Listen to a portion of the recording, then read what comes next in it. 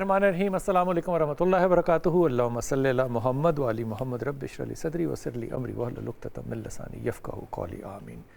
خواتین حضرات، آپ دیکھ رہے ہیں 4 بجے سے لے کے 7 بجے تک رمضان کی ایک چینل سے خصوصی ٹرانسمیشن، جو کہ انشاءاللہ تعالی آپ آخری شب تک رمضان کی دیکھتے رہیں گے جب تک کہ چاند نظر نہ آنے کی اناؤنسمنٹ نہیں ہو جائے گی۔ اس 4 سے 7 کی ٹرانسمیشن کو ہم نے 3 حصوں میں تقسیم کیا ہے، علماء سے گفتگو، پھر آپ کی کالز، اور اس کے بعد ایک ایسی چھوٹی سی نیکی، ان لوگوں سے ملاقات جو کہ اس دنیا کے اندر، اس زمانے میں پاکستان کے اندر کنٹریبیوٹ کرتے ہیں۔ آج کا سوال آپ کے سامنے، پہلے اپنے مہمانوں کی طرف جانے سے پہلے آج کا سوال ہے کہ نبوت کے بعد جب نبوت کا اعلان ہو گیا، یہ میں نے جان کے کہا ہے جملہ، اس کو آپ نے نا اپنے بچوں کو بتانا ہے، جب نبوت کا اعلان ہو گیا نا، ظاہری طور پہ دنیا میں اعلان ہو گیا، اس کے بعد کل آپ نے کتنے سال مکہ میں گزارے؟ ہم نے کل کا لفظ استعمال کیا ہے کہ پہلے کے سال بھی شامل کریں اور ہجرت کے بعد کے سال بھی شامل کریں، کل کتنے سال جو ہیں وہ رسول پاک صلی اللہ علیہ وسلم نے مکہ میں گزارے؟ اس کا صحیح جواب جو دے گا اس کو ملے گا جناب جامع شیریں کا کرشی کی طرف سے یہ ہیمپر، اور ان کو یہ ہیمپر جو ہے رمضان میں انشاءاللہ تعالی ہدیات بھیج دیا جائے گا بائی پوسٹ۔ سکون ویلنس نے ہمیں جوائن کیا ہے جناب۔ سکون ویلنس جو ہے یہ بنیادی طور پہ وہ ہربز کا مرکب ہوتا ہے۔ اب ہربز جب کہتے ہیں تو وہ بڑا عجیب سا لگتا ہے۔ اب یاد ہے کہ ہمارے گھروں کے اندر ابتدائی دنوں میں ہر اس چیز سے علاج ہوتا تھا جو کہ کچن کے اندر اویلیبل ہوتی تھی، ادرک کے ساتھ، تھوم کے ساتھ، ہلدی کے ساتھ۔ یہ چیزوں کے اوپر R&D جو ہے نا، ریسرچ اینڈ ڈیولپمنٹ، ہم نے بڑی کم کی۔ اس میں ہمارے قریب کے ممالک نے بہت زیادہ ریسرچ کی، پھر امریکہ کے اندر، کینیڈا کے اندر، جرمنی کے اندر اس کا نا بہت ٹریلینز آف ڈالرز کا جو ہے نا وہ ایک سیٹ اپ بن گیا کہ جو مین اسٹریم میڈیسن ہے اس سے بھی زیادہ بڑی یہ الٹرنیٹیو میڈیسن یا فوڈ سپلیمنٹس نے لے لی ہے۔ ہمارے ہاں پچھلے چند سالوں سے اس کا ایک ذوق اور شعور لوگوں میں آیا ہے۔ سکون ویلنس جو ہے یہ بنیادی طور پہ وہ ہربز کے ذریعے آپ کو علاج بتاتے ہیں، یعنی کہ نیچروپیتھی کے ذریعے، یعنی کہ مثال دے رہا ہوں ایک چھوٹی سی، ضروری نہیں ہے کہ وہ ساری چیزیں نہیں ہیں۔ ہلدی جو ہے مثال کے طور پہ اگر آپ اس کو گرم مسالے کے ساتھ لیں گے، ہلدی اکیلی نہیں، گرم مسالے کے ساتھ لیں گے تو یہ اینٹی انفلیمیٹری ہے، یعنی کہ باڈی کے اندر، لیور کے اندر، کڈنیز کے اندر، جسم کے اندر اگر سوزش ہوگی تو وہ کم ہوگی۔ صرف ہلدی لینے سے اتنا فائدہ نہیں ہوگا کیونکہ وہ ابزارب نہیں ہوگی۔ یہ ساری سائنس جو ہے یہ ان دوستوں نے بہت زیادہ اچھے طریقے سے ڈیولپ کی ہے۔ ان کی طرف سے جناب ہمیں ایک جو ہے وہ ٹیلی ویژن جو ہے LCD جو ہے وہ بھی ملا ہے، جو کہ ہم جو شبیں ہیں ہماری 21، 23ویں، 25ویں، 27ویں، 29ویں، اس میں جو سوال کریں گے ان کے صحیح جواب میں یہ LCD جو ہے یہ ان کو دی جائے گی۔ اب آتے ہیں جناب اپنے مہمانوں کی طرف۔ اسٹوڈیو میں ہمیں طارق شریف زادہ صاحب نے جوائن کیا ہوا، السلام علیکم، اور جناب انتہائی محترم باقر بھائی نے، السلام علیکم باقر بھائی، اور ہمیں کچھ ہی دیر میں علامہ عمران مظاہری بھی جوائن کریں گے، لیکن اور ہمیں آخری گھنٹے میں انشاءاللہ محمد علی مرزا جو ہیں وہ بھی جوائن کریں گے، ان سے بھی گفتگو ہوگی۔ لیکن اپنی شیف طیبہ کی طرف چلتے ہیں۔ السلام علیکم۔ وعلیکم السلام۔ آج شیف کیا کر رہے ہیں؟ آج ہم بنا رہے ہیں چکن کونز۔ Chicken cones? جی اچھا، اور اس کے ساتھ ہم بتا دیں کیا چیز کیا ہے یہ چکن کون؟ یہ جس طرح ہم مطلب یہ آئس کریم کون جس طرح ہم کھاتے ہیں نا، کون شیپ میں ہوگا۔ اچھا، تو یہ سٹارٹر ہے ہمارا، اچھا فرائنگ آئٹم ہے۔ اچھا، اس میں ہم اس کے اندر لیول پہ چلے گئے ہیں، پہلے ہم سٹارٹر کریں گے۔ بالکل، ویری گڈ۔ تو اس میں یہ کہ ہم اس میں فلنگ کریں گے۔ ٹھیک ہے۔ تو یہاں پہ اب آپ کو پتا ہے پیزا تو نہیں بن سکتا، تو اسی لیے پیزا ٹاپنگ تھی ہمارے پاس سبروسو کی، تو اس کی فلنگ جو ہے اس کے اندر ایڈ کر کے میں تو اس کو پھر ہم فرائی کریں گے۔ اور پھر اب مین کورس میں کیا ہوگا؟ مین کورس میں آج پالک چکن ہے۔ پالک چکن ہے؟ جی بالکل۔ پالک چکن کو یا تو سفید چاولوں سے کھایا جا سکتا ہے یا نان کے ساتھ؟ بالکل، براؤن رائس کے ساتھ بھی، جس طرح مطلب جس طرح جس کی جو چوائس ہے اس طرح کھا سکتے ہیں۔ اور جو جوس ہے ہمارا وہ آج ہم گریپ جوس بنا رہے ہیں۔ گریپ جوس بنا رہے ہیں۔ اور ڈیزرٹ جو ہے ہمارا اس میں ہم بنانا پوڈنگ بنا رہے ہیں، جس میں ہم فریش بناناز جو ہیں اس کا پیوری ایڈ کریں گے اس کے اندر۔ ٹھیک ہوگی بات۔ اور ہمارے اسپانسرز جو ہیں اس میں ٹینگ ہے جو کہ ہمارے پاس 4 فلیورز میں اویلیبل ہے، جامع شیریں ہے، کوکا کولا اسپرائٹ ہے، ہمارے ساتھ سبروسو ہے اور انشور ہے۔ بہترین۔ اور یہ میں آپ کو بتا دوں کہ ہماری شیف صاحبہ جو ہیں وہ جس وقت ہم آتے ہیں اسی وقت ہمارے سامنے یہ سارا کام شروع کرتی ہیں۔ انہوں نے کچھ پریپیئر نہیں کیا ہوتا یا یہ فروزن نہیں لے کر آتی کہ یہاں آ کے گرم کر دیا، یہ یہیں پہ سارا کچھ جو ہے وہ کوک کرتی ہیں، اور یہ جتنا کچھ بتا رہی ہیں یہ سارا کچھ یہیں پہ اسی وقت میں کرتی ہیں آپ. کمال بات ہے. حضور آج انشاءاللہ تعالی ہم بات کریں گے محبت اہل بیت پہ. تو پہلی بات تو یہ کہ امام کی پیدائش پہ آپ کو مبارکباد ہے. ہم سب سے زیادہ کم ذکر کرتے ہیں امام حسن علیہ السلام کا، اور میں نے دیکھا کہ وہ چیدہ چند واقعات ہوتے ہیں جن کے اوپر ہم آ جاتے ہیں اور بس وہی ذکر کرتے ہیں، یا بچپن کے یا شاید ایک دو جوانی کے جس میں کہ امام حسن اور امام حسین کا کوئی مکالمہ ہو. کیا وجہ ہے ہم لوگ کم اتنا کیوں اس پہ کام کرتے ہیں؟ خوف سے، ڈر سے، یا ذوق نہیں ہے ہمارا؟ بسم رب محمد کریم علیہ الصلوۃ والتسلیم. سب سے پہلے تو یادآوری کا شکریہ، اور میری جانب سے بھی دنیا بھر میں جہاں جہاں آپ کی نشریات دیکھی جا رہی ہے ان سب کو حضرت امام حسن علیہ السلام کی پیدائش کی بہت مبارکباد. اور یہ دن میرے لیے ذاتی حیثیت میں بہت خوشی کا باعث ہے. اس کا سبب یہ ہے کہ سیرت کے ایک ادنا طالب علم کے طور پہ میں سمجھتا ہوں کہ رسول رحمت کی پوری زندگی میں جو چند ایام انتہائی خوشی کا اظہار کرتے ہوئے مجھے نظر آتے ہیں، ان میں سے ایک دن 15 رمضان المبارک 3 ہجری کا ہے، جس دن سرکار دو عالم صلی اللہ علیہ وسلم، ہاں، انتہائی خوشی مسرت کا، یعنی حضور تک خوشی منانا سنت ہے. جی ہاں، بے شک. سرکار دو عالم صلی اللہ علیہ وسلم کے ہاں ویسے بھی حضور کے مزاج سے ہم تک یہ بات پہنچتی ہے کہ کوئی خیر کی بات آپ تک پہنچے، آسانی کی بات پہنچے تو حضور اس کو سیلیبریٹ کرتے، اس کا اظہار فرمایا کرتے. لیکن یہ چند ان دنوں میں سے ہیں، میں بلکہ یوں کہنے کی مجھے اجازت دیجیے کہ 15 رمضان ان چند خوش نصیب ترین دنوں میں سے ہیں جن میں میرے رسول نے بہت اعلانیہ اپنی محبت کا اظہار کیا، اپنی اعلانیہ خوشی اور انبساط کا جو ہے وہ اظہار کیا. اس لیے وہ دن، اور اس کا سبب، اس کا ایک پس منظر ہے، اور پس منظر یہ ہے کہ اعلان نبوت کے بعد کی جو رسول رحمت کی زندگی ہے اس کا عالم یہ ہے کہ 13 برس تک مکے کے اندر روزانہ کی بنیاد پر جو چند تواتر کے ساتھ دیے جانے والے تانے ہیں نا، ان میں سے ایک تانا جو اہل مکہ کی طرف سے سرکار دو عالم صلی اللہ علیہ وسلم کے دل پر چوٹ لگاتا ہے، وہ یہ ہے کہ آپ کو آپ کا رب اگر آپ کے اتنے قرب میں ہے اور آپ اپنے رب کے اتنے قرب میں ہیں تو پھر آپ کو اولاد نرینہ سے کیوں اس نے محروم کر رکھا ہے. یہ انسان کی نفسیات، انسانی تاریخ کا مطالعہ کریں نا تو جناب آدم علیہ السلام سے لے کر لمحہ موجود تک ہر زمانے میں انسانوں کے ہاں نفسیاتی طور پر اپنے ذکر کو قائم رکھنے کے لیے اولاد نرینہ اور اس سے جو جاری ہونے والی نسل کا جو اجراء ہے اس کا بڑا حساس معاملہ رہا ہے. اور انبیاء و مرسلین بھی اللہ کے ہاں دعائیں کرتے ہوئے نظر آتے ہیں کہ ہمیں پروردگار جو ہے وہ اولاد کس عمر میں جا کے پروردگار عالم نے ان کی دعاؤں کو شرف قبولیت عطا فرمائی. 13 برس مکے کے اس امتحان آزمائش سے گزرتے ہیں. اللہ کے رسول ہر مرتبہ جب یہ بات سنتے ہیں تو خاموشی اختیار کر لیتے ہیں. اب اللہ اور اس کے محبوب کے درمیان نہ جانے کن لفظوں میں مکالمہ ہوتا ہوگا، راز و نیاز ہوتا ہوگا، وہ دونوں ہستیاں بہتر جانتی ہیں. تاریخ بتاتی ہے کہ جب مدینہ طیبہ حضور تشریف لاتے ہیں اور تیسرے برس جو ہے وہ سرکار دو عالم صلی اللہ علیہ وسلم کی پاکیزہ سماعتوں میں یہ خوشخبری جو ہے وہ نور بکھیرتی ہے کہ سیدہ کائنات حضرت فاطمہ الزہرا سلام اللہ علیہ کے نور قدے پہ اللہ رب العزت نے آپ کی وہ جو دعا کہہ لیں، آپ کی ایک خواہش کہہ لیں، اور آپ کو دیا جانے والا تانا جو ہے اس کا تدارک کر دی ہے. ان کے ہاں اللہ رب العزت نے ایک بیٹی کی ولادت جو ہے اس کا اہتمام کیا ہے. سرکار ختمی مرتبت کاشانہ رحمت پہ تشریف لاتے ہیں، حضرت امام حسن کو اپنے ہاتھوں پر اٹھاتے ہیں. سرکار دو عالم کی چشمان مقدس سے آنسو بھی رواں ہیں اور چہرے پر مسکراہٹ بھی غالب ہے. یہ عالم ہے. آپ اب دیکھیں کہ حضرت امام حسن کی آنکھ کھلتی ہے اور سرکار دو عالم کی زیارت نصیب ہوتی ہے. پہلا منظر نامہ جو ان پر کھلتا ہے حضور کی زیارت کا ہے. پہلا خوراک ملتی ہے تو لعاب سرکار دو عالم صلی اللہ علیہ وسلم کا ہے. اور پھر آگے جو احوال آپ جیسے اجازت دیں گے تو یہ جو بات فرما رہے ہیں، مطلب والد کا بھی یہی طریقہ کار رہا اور بیٹے کا بھی ایسے طریقہ کار. امام حسن کی کوئی خوبی جو کہ آپ کے دل کے قریب ہو؟ بسم اللہ الرحمن الرحیم.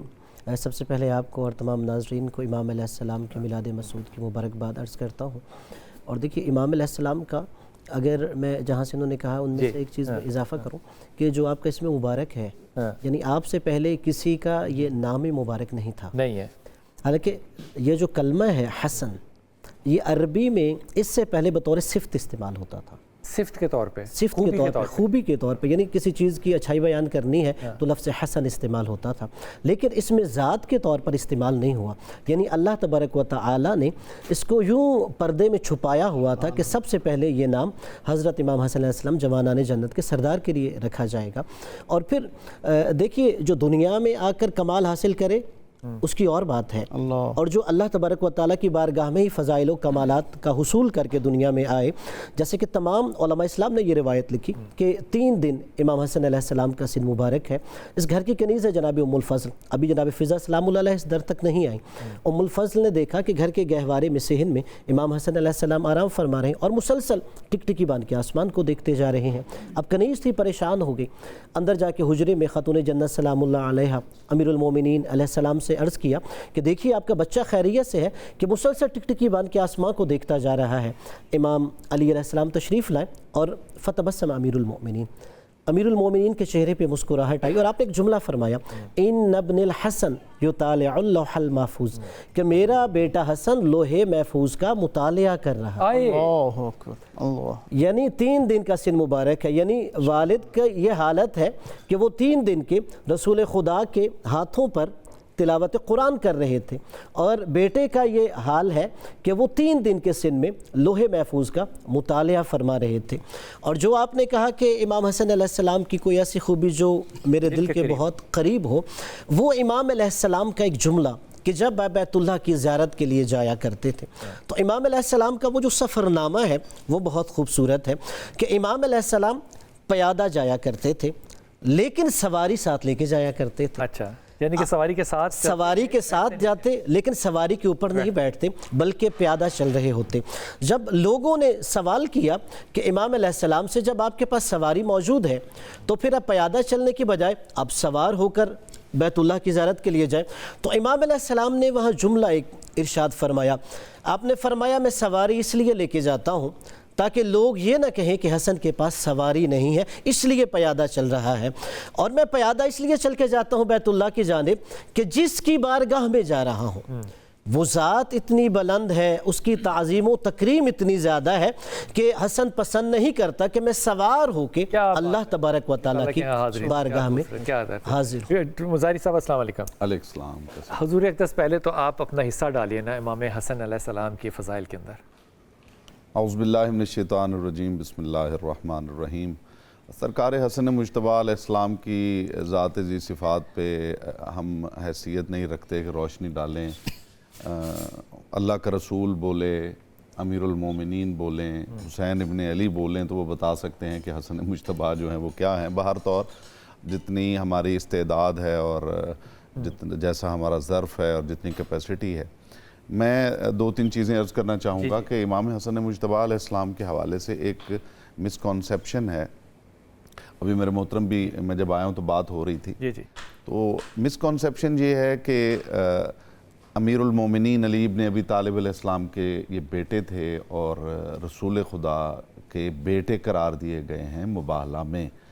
جب نجران کے عیسائی آئے اور گفتگو ہوئی جناب عیسیٰ علیہ السلام پہ، تم اپنے بیٹے لاؤ اپنی جی فَقُلْ تَعَالَوْا نَدْعُ أَبْنَاءَنَا وَأَبْنَاءَكُمْ وَنِسَاءَنَا وَنِسَاءَكُمْ وَأَنفُسَنَا وَأَنفُسَكُمْ ثُمَّ نَبْتَهِلْ فَنَجْعَلْ لَعْنَةَ اللَّهِ عَلَى الْكَاذِبِينَ، کہ تم اپنے بیٹے لاؤ ہم اپنے بیٹے لاتے ہیں. تو گویا اسے یوں سمجھا جاتا ہے کہ جیسے امیر علیہ السلام کے بیٹے ہیں اور انہیں رسول خدا نے اعزازی طور پہ اپنا بیٹا قرار دیا ہے.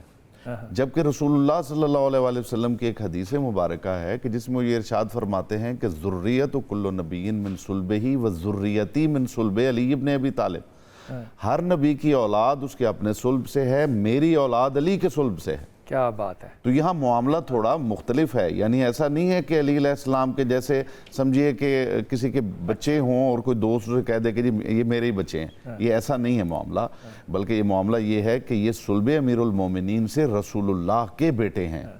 ایک تو یہ اہم بات ہے جی. دوسری بات جو ہے وہ یہ ہے کہ حسن مجتبیٰ علیہ السلام کے حوالے سے میں یہ سمجھتا ہوں کہ رسول اکرم صلی اللہ علیہ وآلہ وسلم نے جس طرح جو ان کا حسن سلوک امام حسین علیہ السلام کے لیے رہا ہے، اگر ہماری کتب پڑھیں تو اس سے زیادہ امام حسن مجتبیٰ علیہ السلام کے حوالے سے وہ حدیث موجود ہیں. مثلاً کندھوں پہ بیٹھنا، حالت نماز میں حالت سجدہ میں آ کے پشت پہ بیٹھنا. اب یہ معروف ہے امام حسین علیہ السلام کے لیے، لیکن اگر آپ کتب کا مطالعہ کریں تو آپ کو حیرت ہوگی کہ امام حسین علیہ السلام سے زیادہ یہ روایات امام حسن مجتبیٰ علیہ السلام کے حوالے سے موجود ہیں. رسول خدا صلی اللہ علیہ وآلہ وسلم کا حالت نماز میں وہ کھڑے ہیں اور حسن مجتبیٰ آتے ہیں اور آ کے جو ہے وہ ٹانگوں کے ساتھ جو ہے لپٹ جاتے ہیں، اور رسول خدا صلی اللہ علیہ وآلہ وسلم انہیں اٹھا لیتے ہیں اور ایک پہلو میں انہیں اٹھا کے رکھتے ہیں اور حالت نماز میں حالت نماز میں نماز جاری رہتی ہے اور صاحب جنابی المودہ نے لکھا ہے کہ رسول خدا اٹھائے رکھتے تھے اور اسی حالت میں رکوع کرتے تھے، اسی حالت میں سجدہ کرتے تھے. تو یہ کوئی معمولی بات نہیں ہے. اچھا اگر انہیں یہ سمجھا جائے کہ جب یہ بات ہوتی ہے، ان کی فضیلت بیان ہوتی ہے، تو بہت سارے لوگ جو ہیں وہ یہ کہتے ہیں کہ جی دیکھیے نواسے تھے تو یہ محبت کا تقاضا ہے، ایک بزرگ جو ہے وہ اگر بچہ کوئی آ جائے تو اسے ایسے ہی کرے گا اور کیا کرے گا. لیکن یہاں معاملہ تھوڑا مختلف ہے. یہ چیز جو ہے وہ سمجھنے کی ضرورت ہے. یہاں معاملہ جو ہے وہ نانا اور نواسے کا نہیں ہے، یہاں معاملہ کچھ اور ہے. یہاں معاملہ بریک کے بعد لے لوں. جی یہ بڑی آپ نے اچھی اور بڑی خوبصورت بات کی، لیکن واپس آتے ہیں اور پھر بتاتے ہیں کہ ایک جبرائیل علیہ السلام رسول پاک صلی اللہ علیہ وسلم کے پاس آئے. مجھے انشاءاللہ یہ بات یاد رہی تو میں آپ سے عرض کروں گا، اور ان سے ملاقات کرائی ان دو فرشتوں کی جو کہ انسانوں کے اعمال جو ہے وہ لکھتے ہیں. وقفہ لیتے ہیں، واپس آتے ہیں.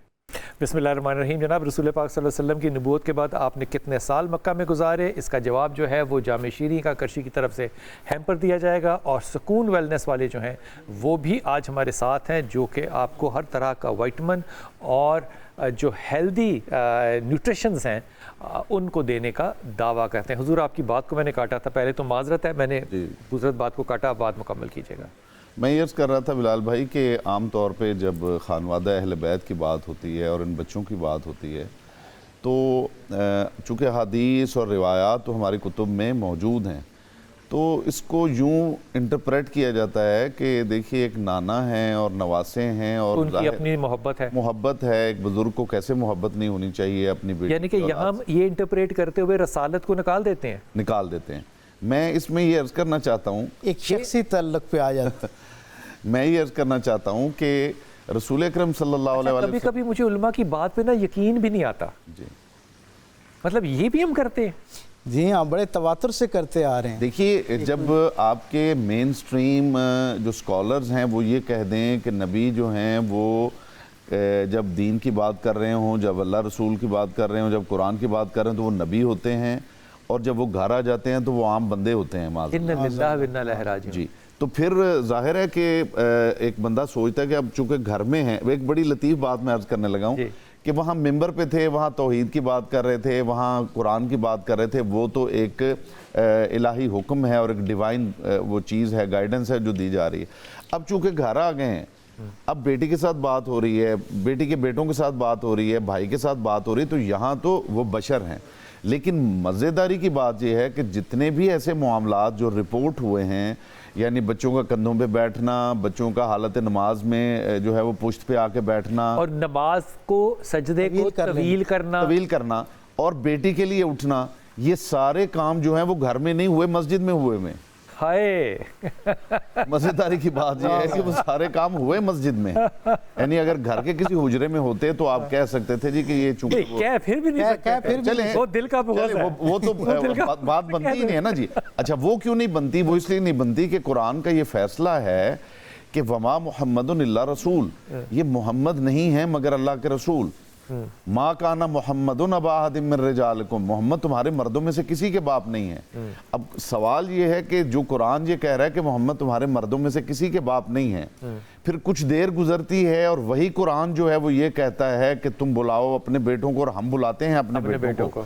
تو وہ قرآن جو یہ نگیٹ کر رہا تھا کہ ان کا کوئی بیٹا نہیں ہے، یہ کسی کے باپ نہیں ہے، وہی قرآن کہتا ہے کہ ہم بلاتے ہیں اپنے بیٹوں کو. اس کا مطلب یہ ہے کہ یہاں معاملہ جو ہے وہ اعزازی بیٹوں کا نہیں ہے، اعزازی نہیں ہے، وہ ریلیشن نہیں ہے. یہ کوئی ایسا ریلیشن ہے جس کا رسالت سے رشتہ ہے، جس کا نبوت سے تعلق ہے. آپ کی بات کو میں بڑا کرتا ہوں. کچھ عرصہ پہلے میرے ساتھ ذاتی طور پہ یہاں پہ تجربہ ہوا کہ ایک ایسے بزرگ میں ان کو ایسے ہی کہہ رہا ہوں، وہ جو بہت ہی زیادہ نا دیتے ہیں، جنتریاں منتریاں دیتے ہیں اور بڑی دعائیاں دیتے ہیں، اور بڑے گلاس پانی کے دکھا کے نا وہ کہتے ہیں اس میں سے چور نظر آ جاتا ہے، فلانا آ جاتا ہے. میں نام نہیں لے رہا کسی کا بھی. وہ تشریف لائے تو انہوں نے ایک بات سنائی جو کہ رسول پاک صلی اللہ علیہ وسلم کی تھی. انہوں نے کہا کہ رسول پاک صلی اللہ علیہ وسلم کا چہرہ مبارک جو ہے، جو صحابہ کے ساتھ جب ہوتے تھے تو وہ بڑا سنجیدہ ہوتا تھا، تو جب وہ گھر جاتے تھے تو وہ ہنسی مذاق والا چہرہ ہوتا تھا. میں نے کہا حضور اقدس میں نے حدیثوں کی 6 کتابیں پڑھی، اور میری جس طرح میں اپنی فنگرز کی بیک کو جانتا ہوں نا، میں اس طرح حدیث کو پہچان سکتا ہوں کہ یہ حدیث ہے کہ نہیں ہے.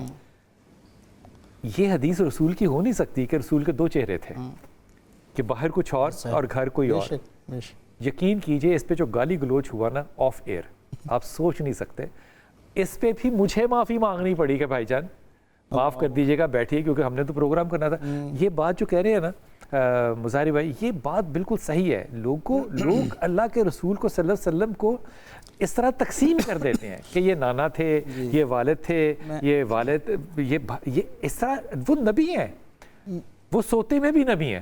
بے شک کائنات کی اکلوتی ہستی ہے محمد الرسول اللہ صلی اللہ علیہ وسلم، جن کے بارے میں اللہ نے یہ کہا کہ وَمَا يَنْتِقُ عَنِ الْهَوَىٰ إِنْ هُوَ إِلَّا وَحْيٌ يُوحَىٰ. یہ ایسی جامع زندگی والی رسول کی شخصیت ہے کہ جس کا بولنا بھی دین ہے، جس کا خاموش رہنا بھی دین ہے، جس کا مسکرانا بھی دین ہے، اور جس کا جلال فرمانا بھی دین ہے. ایسی جامع ہستی. اچھی بات کی.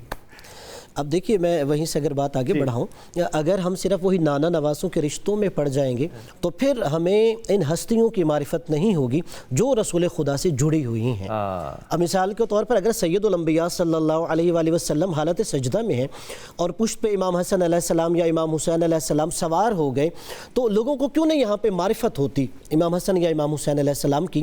وہ جب رشتوں میں الجھ جائیں گے کہ نانا سجدے میں ہے، نواسا پشت پہ بیٹھ گیا ہے. اگر اسے آسان لفظوں میں دیکھیں، رسول خدا نے فرمایا تھا الحسن والحسین امامان قاما او قعدا. حسن اور حسین دونوں امام ہیں.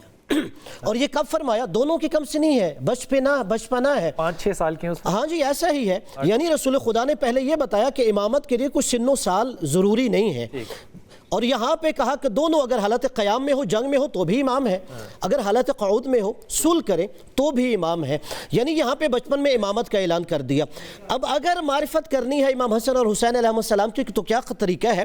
وہ یہ کہ جب نبی کا سر سجدے میں تھا، اگر یہ کہا کہ نانا سجدے میں ہے، پشت پہ نواسے آ گئے، نہیں سمجھ میں آئے گی. نبوت سجدے میں تھی، پشت پر امامت کھڑی تھی. پھر بات سمجھ میں آئے گی، جب نبوت اور امامت کے رشتے میں سمجھ. کیا بات ہے جناب. اس خوبصورت بات کو انجوائے کیجئے. وقفے میں وقفہ لیں گے، واپس آئیں گے اور بات کو کنٹینیو کریں گے. کیا خوبصورت. بسم اللہ الرحمن الرحیم. جناب ملٹی فارم نے ہمیں جوائن کیا ہے، اور ملٹی فارم جو ہے وہ ہمیں یہ کہہ رہا ہے کہ جناب ہم آپ کو، یہ ملٹی فارم جناب آپ کو کہہ رہا ہے کہ آپ کوئی بھی پرانا جو ہے وہ لے کر آئیں میٹرس، اور یہ پیچھے ڈیل لگی ہوئی ہے، اور یہ اپنا پرانا میٹرس جو ہے اس کے بدلے آپ نیا میٹرس لے جائیں ود دا کاسٹ ڈفرنس، یعنی کہ قیمت کے فرق کے ساتھ آپ اپنے پرانے میٹرس کو پھینکنے کی بجائے اس کی قیمت دے کر آپ نیا ملٹی فارم کا جو میٹرس ہے وہ اپنے گھر لے کر جا سکتے ہیں. جب ہم امام حسن علیہ السلام کی بات کرتے ہیں تو حکمت کی بات کیے بغیر جو ہے وہ تسلی نہیں ہوتی. امام کی حکمت پہ اور امام کی شجاعت پہ، اس پہ بات کیجیے.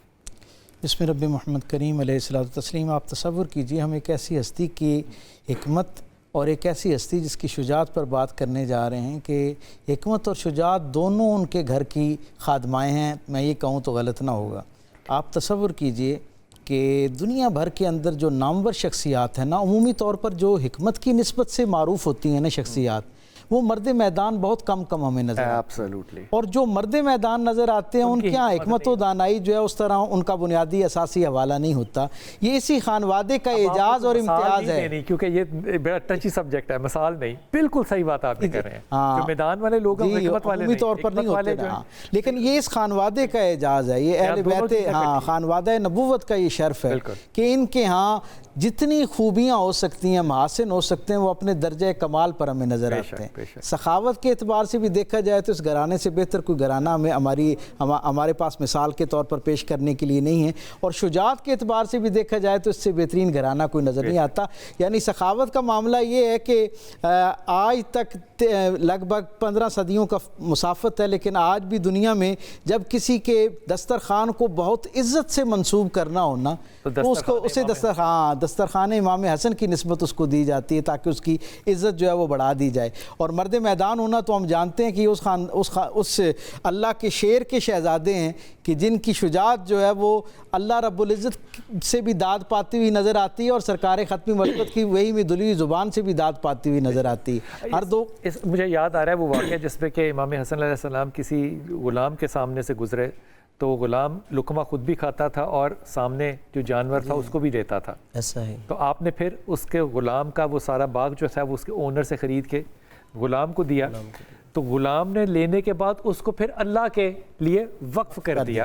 सो ये जो कॉन्टिन्यूएशन है ना, जिसे कहना चाहिए ना कि साथ रहने की तासीर है जी, इमाम के होने की तासीर है कि उसने कहा आपने मुझे तोहफा दिया है, मैं अल्लाह के नाम पे इसको वक्फ करता हूँ। इमाम की ज़िंदगी के वो पहलू जो कि आपने अपनी वालदा से तरबियत पाए, क्योंकि मुझे इस पे लगता है कि जो वालदा ने जो तरबियत दिया उसमें बहुत सा जो असलूब है वो उन खुतबात का है जो अपने नाना और बाबा का सुनकर रिपीट करते हैं, आखिर वालदा सुनती हैं। ऐसा ही है, बल्कि इस हवाले से सीरत इमाम हसन मुज्तबा अलैहिस्सलाम में मौजूद है कि बज़ाहिर तो देखिए इमाम हसन अलैहिस्सलाम का बचपना है, लेकिन इमामत जैसे मैंने कहा सिन्नो साल की मोहताज नहीं है। जब भी आप मस्जिद नबवी में तशरीफ़ लेके जाते हैं, अब यहाँ पर एक हमारी माओं के लिए जनाब सैयदा का पैगाम था कि तरबियत औलाद का तरीका क्या है। जैसे इमाम हसन अलैहिस्सलाम वापस तशरीफ़ लाते हैं तो उन्हें घर की दहलीज़ पर रोक कर अब पहला सवाल ये करती हैं कि आज आपने मस्जिद में क्या सुना है, आज नाना जान ने वही की कौन सी बातें की, कौन से शरीयत के अहकाम बयान किए गए। तो आप फरमाते हैं आज ये आयत नाजिल हुई, आज ये शरीयत का बयान हुआ, आज ये मसाइल बयान हुए। अब जैसे अमीरुल मोमिनीन हज़रत अली अलैहिस्सलाम वापस तशरीफ़ लाते तो जनाब सैयदा सलामुल्लाह अलैहा उन्हें फरमाती कि आज मेरे वालिद गिरामी ने ये आयत सुनाई है, ये हुक्म बयान किया, ये शरीयत के अहकाम बयान हुए। तो अमीरुल मोमिनीन अलैहिस्सलाम फरमाते हैं आपको कैसे मालूम हुआ, मेरे आने से पहले किसने बता दी ये खबर? तो आप फरमाती कि मुझे मेरे बेटे हसन ने बताई। अब यहाँ पे अमीरुल मोमिनीन अलैहिस्सलाम कहते हैं मैं भी तो सुनना चाहता हूँ, मेरा बेटा आपको वही की बातें कैसे आके सुनाता है। अब यहाँ पे बज़ाहिर कमसिनी है, बचपना है, लेकिन औलाद के लिए इमाम हसन अलैहिस्सलाम ने बताया कि माँ बाप की ताज़ीम व तकरीम अदब क्या होता है। चाहे जाए कि बाप सामने हो और कोई औलाद टांग पे टांग रख के बैठे, ये तो बहुत बड़ी गुस्ताखी होगी। आपने फरमाया कि वहाँ तकल्लुम और नुत्क़ का अंदाज़ भी क्या होना चाहिए। अमीरुल मोमिनीन अलैहिस्सलाम एक दिन पहले घर तशरीफ़ ले आए, इमाम हसन अलैहिस्सलाम मस्जिद से तशरीफ़ लाए तो जनाब सैयदा सलामुल्लाह अलैहा ने फरमाया कि बेटा बताओ आज नाना ने क्या सुनाया है। अब जैसे ही आप गुफ्तगू फरमाने लगे फ़ौरन रुक के कहते हैं या उम्माहू क़द तलजलजा लिसानी लअल्ला सय्यदी यरानी, कि आ मादरे गिरामी आज मेरी ज़ुबान में थोड़ी सी लड़खड़ाहट पैदा हो रही है, मुझे ऐसे लगता है मेरे सैयदो सरदार बाबा मुझे देख रहा है। यानी आपने फरमाया बाप सामने नहीं है, वालिद दरवाजे की ओट में है, लेकिन उनकी ताज़ीम व तकरीम और एहतराम क्या है। आपने फरमाया कि गुफ्तगू करते हुए भी ये ज़ाहिर हो कि वालिद का एहतराम क्या है। ये बचपन है जिसमें आपने बताया कि जनाब सैयदा ने औलाद की तरबियत का तरीका और इमाम हसन ने माँ बाप का एहतराम क्या है। मैं हसन इमरान भाई से भी दो जुमले ले लूँ। इमरान भाई तरबियत पे बात कीजिएगा कि तरबियत जो है वो करने वाला भी अली है और सैयदा है। देखिए बिलाल भाई, ये तयशुदा बात है कि यहाँ पे जो मामला है इमाम हसन मुज्तबा अलैहिस्सलाम का, ये इमामत है, और इमामत जो है उसका लाजमा है कि वहाँ पे इल्म लदुन्नी होता है, वो इल्म जो परवरदिगार अता करता है। यही वजह है कि जब हम सिफत की बात करते हैं तो हम कहते हैं कि सिफत एक मौजूद थी, जैसे पहले बात हो रही थी कि हसन एक सिफत है तो वो मौजूद थी, लेकिन बतौर नाम जो है वो सामने नहीं आई थी। तो ये जो हैं ऐसी हस्ती हैं कि इनका नाम हसन है, यानी वो नाम पर्दों में था।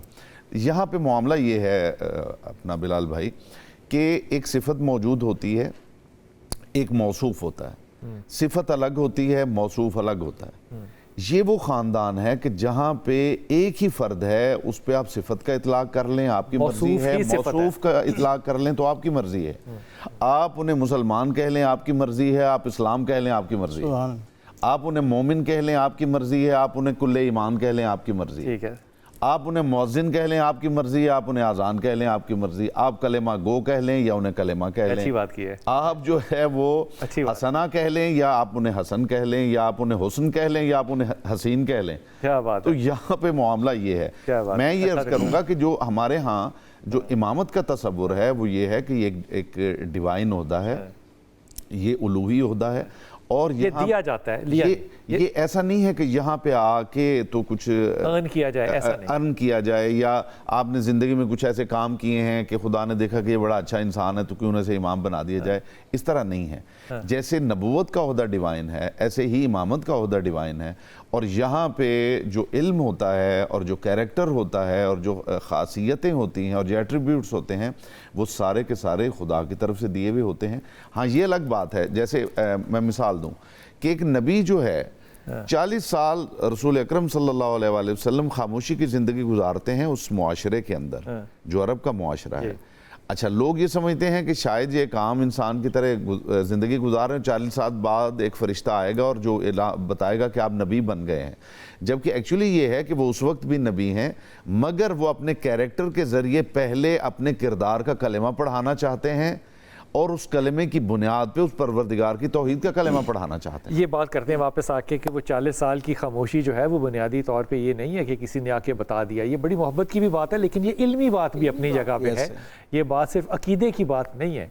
لیکن واپس آتے ہیں اور اس پہ بات کرتے ہیں. بسم اللہ الرحمن الرحیم. حسن مجتبیٰ, کیا خوبصورت بات ہے جناب. نبوت کے بعد کتنے سال رسول پاک صلی اللہ علیہ وسلم جو ہے وہ مکہ میں رہے؟ اس کا صحیح جواب جو ہے وہ جامع شیری کرشی والوں کی طرف سے یہ ہیمپر جو ہے وہ اس کو ملے گا جناب. اور انتہائی محترم ہمارے ماسٹر ملٹی فارم جو ہے یہ جناب دیکھ لیجئے آپ. ان لوگوں نے کہا ہے کہ اگر آپ اپنا پرانا میٹرس جو ہے وہ لے کر ان کے پاس جائیں گے, ان کی جتنے بھی آؤٹ لیٹس ہیں, تو وہاں پہ کاسٹ ڈفرنس کے ساتھ آپ ان کا ماسٹر ملٹی فارم کا نیا میٹرس جو ہے وہ لے سکتے ہیں. بات ہو رہی تھی ڈاکٹر صاحب تربیت کے اوپر, اس پہ فرمائیے گا. بسم اللہ محمد کریم علیہ الصلوۃ والتسلیم. دنیا بھر کے جتنے بچوں کی تربیت کے ماہرین ہیں نا, جی, ایسٹ کے ہوں یا ویسٹ کے ہوں, ماضی قریب کے ہوں یا لمحہ موجود کے ہوں, سب اس بات پر متفق ہیں کہ انسانی بچے کی شخصیت جو ہے وہ پہلے 7 برس میں مکمل ہو جاتی ہے. بالکل ٹھیک. یعنی اس کا فکری نظام ہو, اس کی عادات ہوں, اس کی عادات پختہ ہو چکی ہوتی ہیں, وہی عادات آگے چل کے رویہ بنتی ہیں جن سے مزاج بنتا ہے اور پھر وہ فطرت کی عکاسی کرتی ہیں.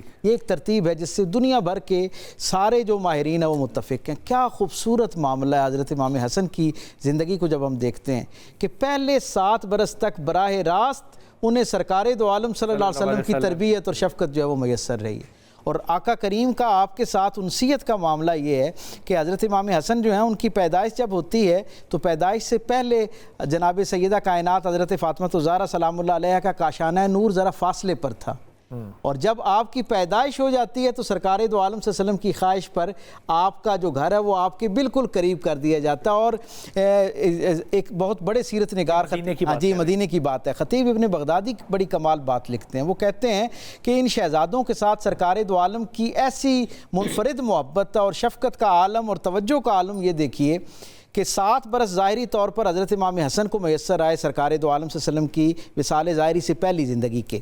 اور وہ یہ کہتے ہیں کہ ان 7 برس میں جتنا زمانہ امن ہے, اس زمانہ امن سے مراد کہ وہ کوئی دن جس میں حضور مہم کے ساتھ شہر سے باہر ہیں, بستی سے باہر ہیں, وہ نہیں. جتنے دن حضور مدینے کے اندر موجود ہیں, ہر روز کوئی دن ایسا نہیں ہے جس دن حضرت امام حسن سے حضور کی ملاقات ثابت نہ ہو. کیا بات. یعنی سرکار دو عالم نے روزانہ آپ سے ملاقات فرمائی, کبھی حضور خود تشریف لے جاتے اور کبھی بلا بھیجتے آپ کو لے آتے. اور یہاں ایک بڑی منفرد بات میرا دل کر رہا ہے کہ میرے سامعین و ناظرین اس خیر میں شریک ہوں. آقا کریم نے تربیت کس طرح کی, پہلے ایک وہ گوشہ سامعین کے سامنے رکھ کے پھر عرض کرتا ہوں کہ کھجوروں کا ڈھیر لگا ہوا ہے, آپ اپنے کاشانہ رحمت سے باہر تشریف لاتے ہیں, کم سنی ہیں اور بے خیالی میں قریب آتے ہیں اس کے پاس اور ایک کھجور جو ہے اس کو منہ میں لے لیتے ہیں. اب تربیت کیسے ہو رہی ہے, کیونکہ یہ وہ شخصیات ہیں جنہوں نے آگے چل کے اس دین کی روح بننا ہے, اصول بنانے, ہاں, جن کے اٹھنے بیٹھنے سے دین کے قواعد اور ضوابط طے ہونے ہیں. وہ ہستی اس کی تربیت سرکار دو عالم تمام تر شفقت کے باوجود کس طرح کر رہے ہیں کہ جیسی حضور دیکھتے ہیں کہ یہ کھجور جو ہے وہ آپ کے منہ کے اندر چلی گئی ہے تو حضور اپنی انگشت مبارک سے اس کھجور کو باہر نکالتے ہیں اور شفقت کے ساتھ اظہار کرتے ہوئے انہیں بتاتے ہیں, باخبر کرتے ہیں کہ یہ صدقے کی کھجور ہے, یہ آپ کے شایان شان نہیں ہے, آپ نے اس کو نہیں کھانا کیونکہ اللہ نے آپ کو منفرد عزتوں کے ساتھ پیدا کیا. وہ جو ایک نقطہ میرا دل کر رہا ہے میں سامعین کو بتاؤں, ہمارے عمومی طور پر ہم اپنے بچوں سے بڑا پیار کرتے ہیں, لیکن ہمارے بچوں کے جو کلاس فیلوز ہوتے ہیں, جو ان کے دوست ہوتے ہیں نا, ہم ان کے بارے میں ذرا سی تنگی سی محسوس کرتے ہیں, بہت زیادہ احتیاط پسند ہو جاتے ہیں. آپ کو میں ایک خوبصورت بات نہ بتاؤں, میرے کریم آقا نے کیا زندگی گزارنے کا طریقہ سکھایا. حضرت امام حسن سے بھی حضور محبت کرتے تھے, حضرت امام حسین سے, یہ تو آپ کے شہزادے تھے نا, جو ان کے دوست ہوا کرتے تھے سرکار دو عالم ان کو بھی منفرد شفقت سے نوازا کرتے. کیا بات. تو میں یہ سمجھتا ہوں کہ حضور کی زندگی سے یہ پیغام بھی ہم تک پہنچتا ہے کہ ہمیں امام حسن اور امام حسین میں کامنالٹیز کیا ہیں؟ میں پہلے تو جو بات ہو رہی تھی اس میں ایک پوائنٹ ہے جو میں اس پہ بات کرنا چاہتا ہوں، وہ یہ ہے کہ امام حسن مجتبیٰ علیہ السلام جو ہیں وہ بچپن ہے ان کا بظاہر 7 سال کا سن ہے یا 5 سال کا سن ہے، اور صدقے کی کھجوریں پڑی ہوئی ہیں جی اور وہ ایک کھجور اٹھاتے ہیں تو فاضل روزبہان نے یہ لکھا، اور یہ اس پہ بڑی ڈیبیٹ ہوئی ہے کہ رسول خدا نے فرمایا کہ اما تعلم ان صدقۃ علینا الحرام، کہ حسن بیٹے پھینک دے، کیا تو نہیں جانتا کہ صدقہ ہم پہ حرام ہے؟ اچھا، یہ جو جملہ ہے اس کے پیچھے ایک بڑا راز ہے جو میں عرض کرنا چاہتا ہوں، وہ یہ ہے کہ حرام، اور یہ بات کی ہے فاضل روزبہان نے، حالانکہ وہ حلال ہے، نہیں وہ صدقہ اہل تو حلال ہے نا، نہیں کھجور حلال ہے، کھجور حلال، میں ایک اور پہلو پہ بات کرنے کے لیے جائز نہیں کہ حرام اور حلال کا تعلق جو ہے وہ سن بلوغ کے بعد ہے، اس کا اطلاق جو ہے وہ تب ہوگا جب کوئی بچہ بالغ ہو جائے گا۔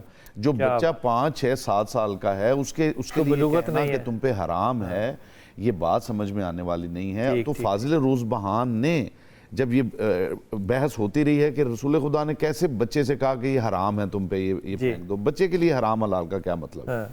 تو اس نے کہا کہ یہ ان بچوں کو اپنے بچوں جیسا نہ سمجھو، اچھا یہ تمہارے بچوں جیسے نہیں ہیں، انہم یطالع اللہ المحفوظ فی زمن رضاعتہ، حسن مجتبیٰ وہ ہیں کہ جو رضاعت کے حالت میں یعنی دودھ پینے کے عالم میں لوح محفوظ کا مطالعہ کرتے ہیں، اللہ مطالعہ بھی نہیں کرتے، ملاحظہ کرتے ہیں۔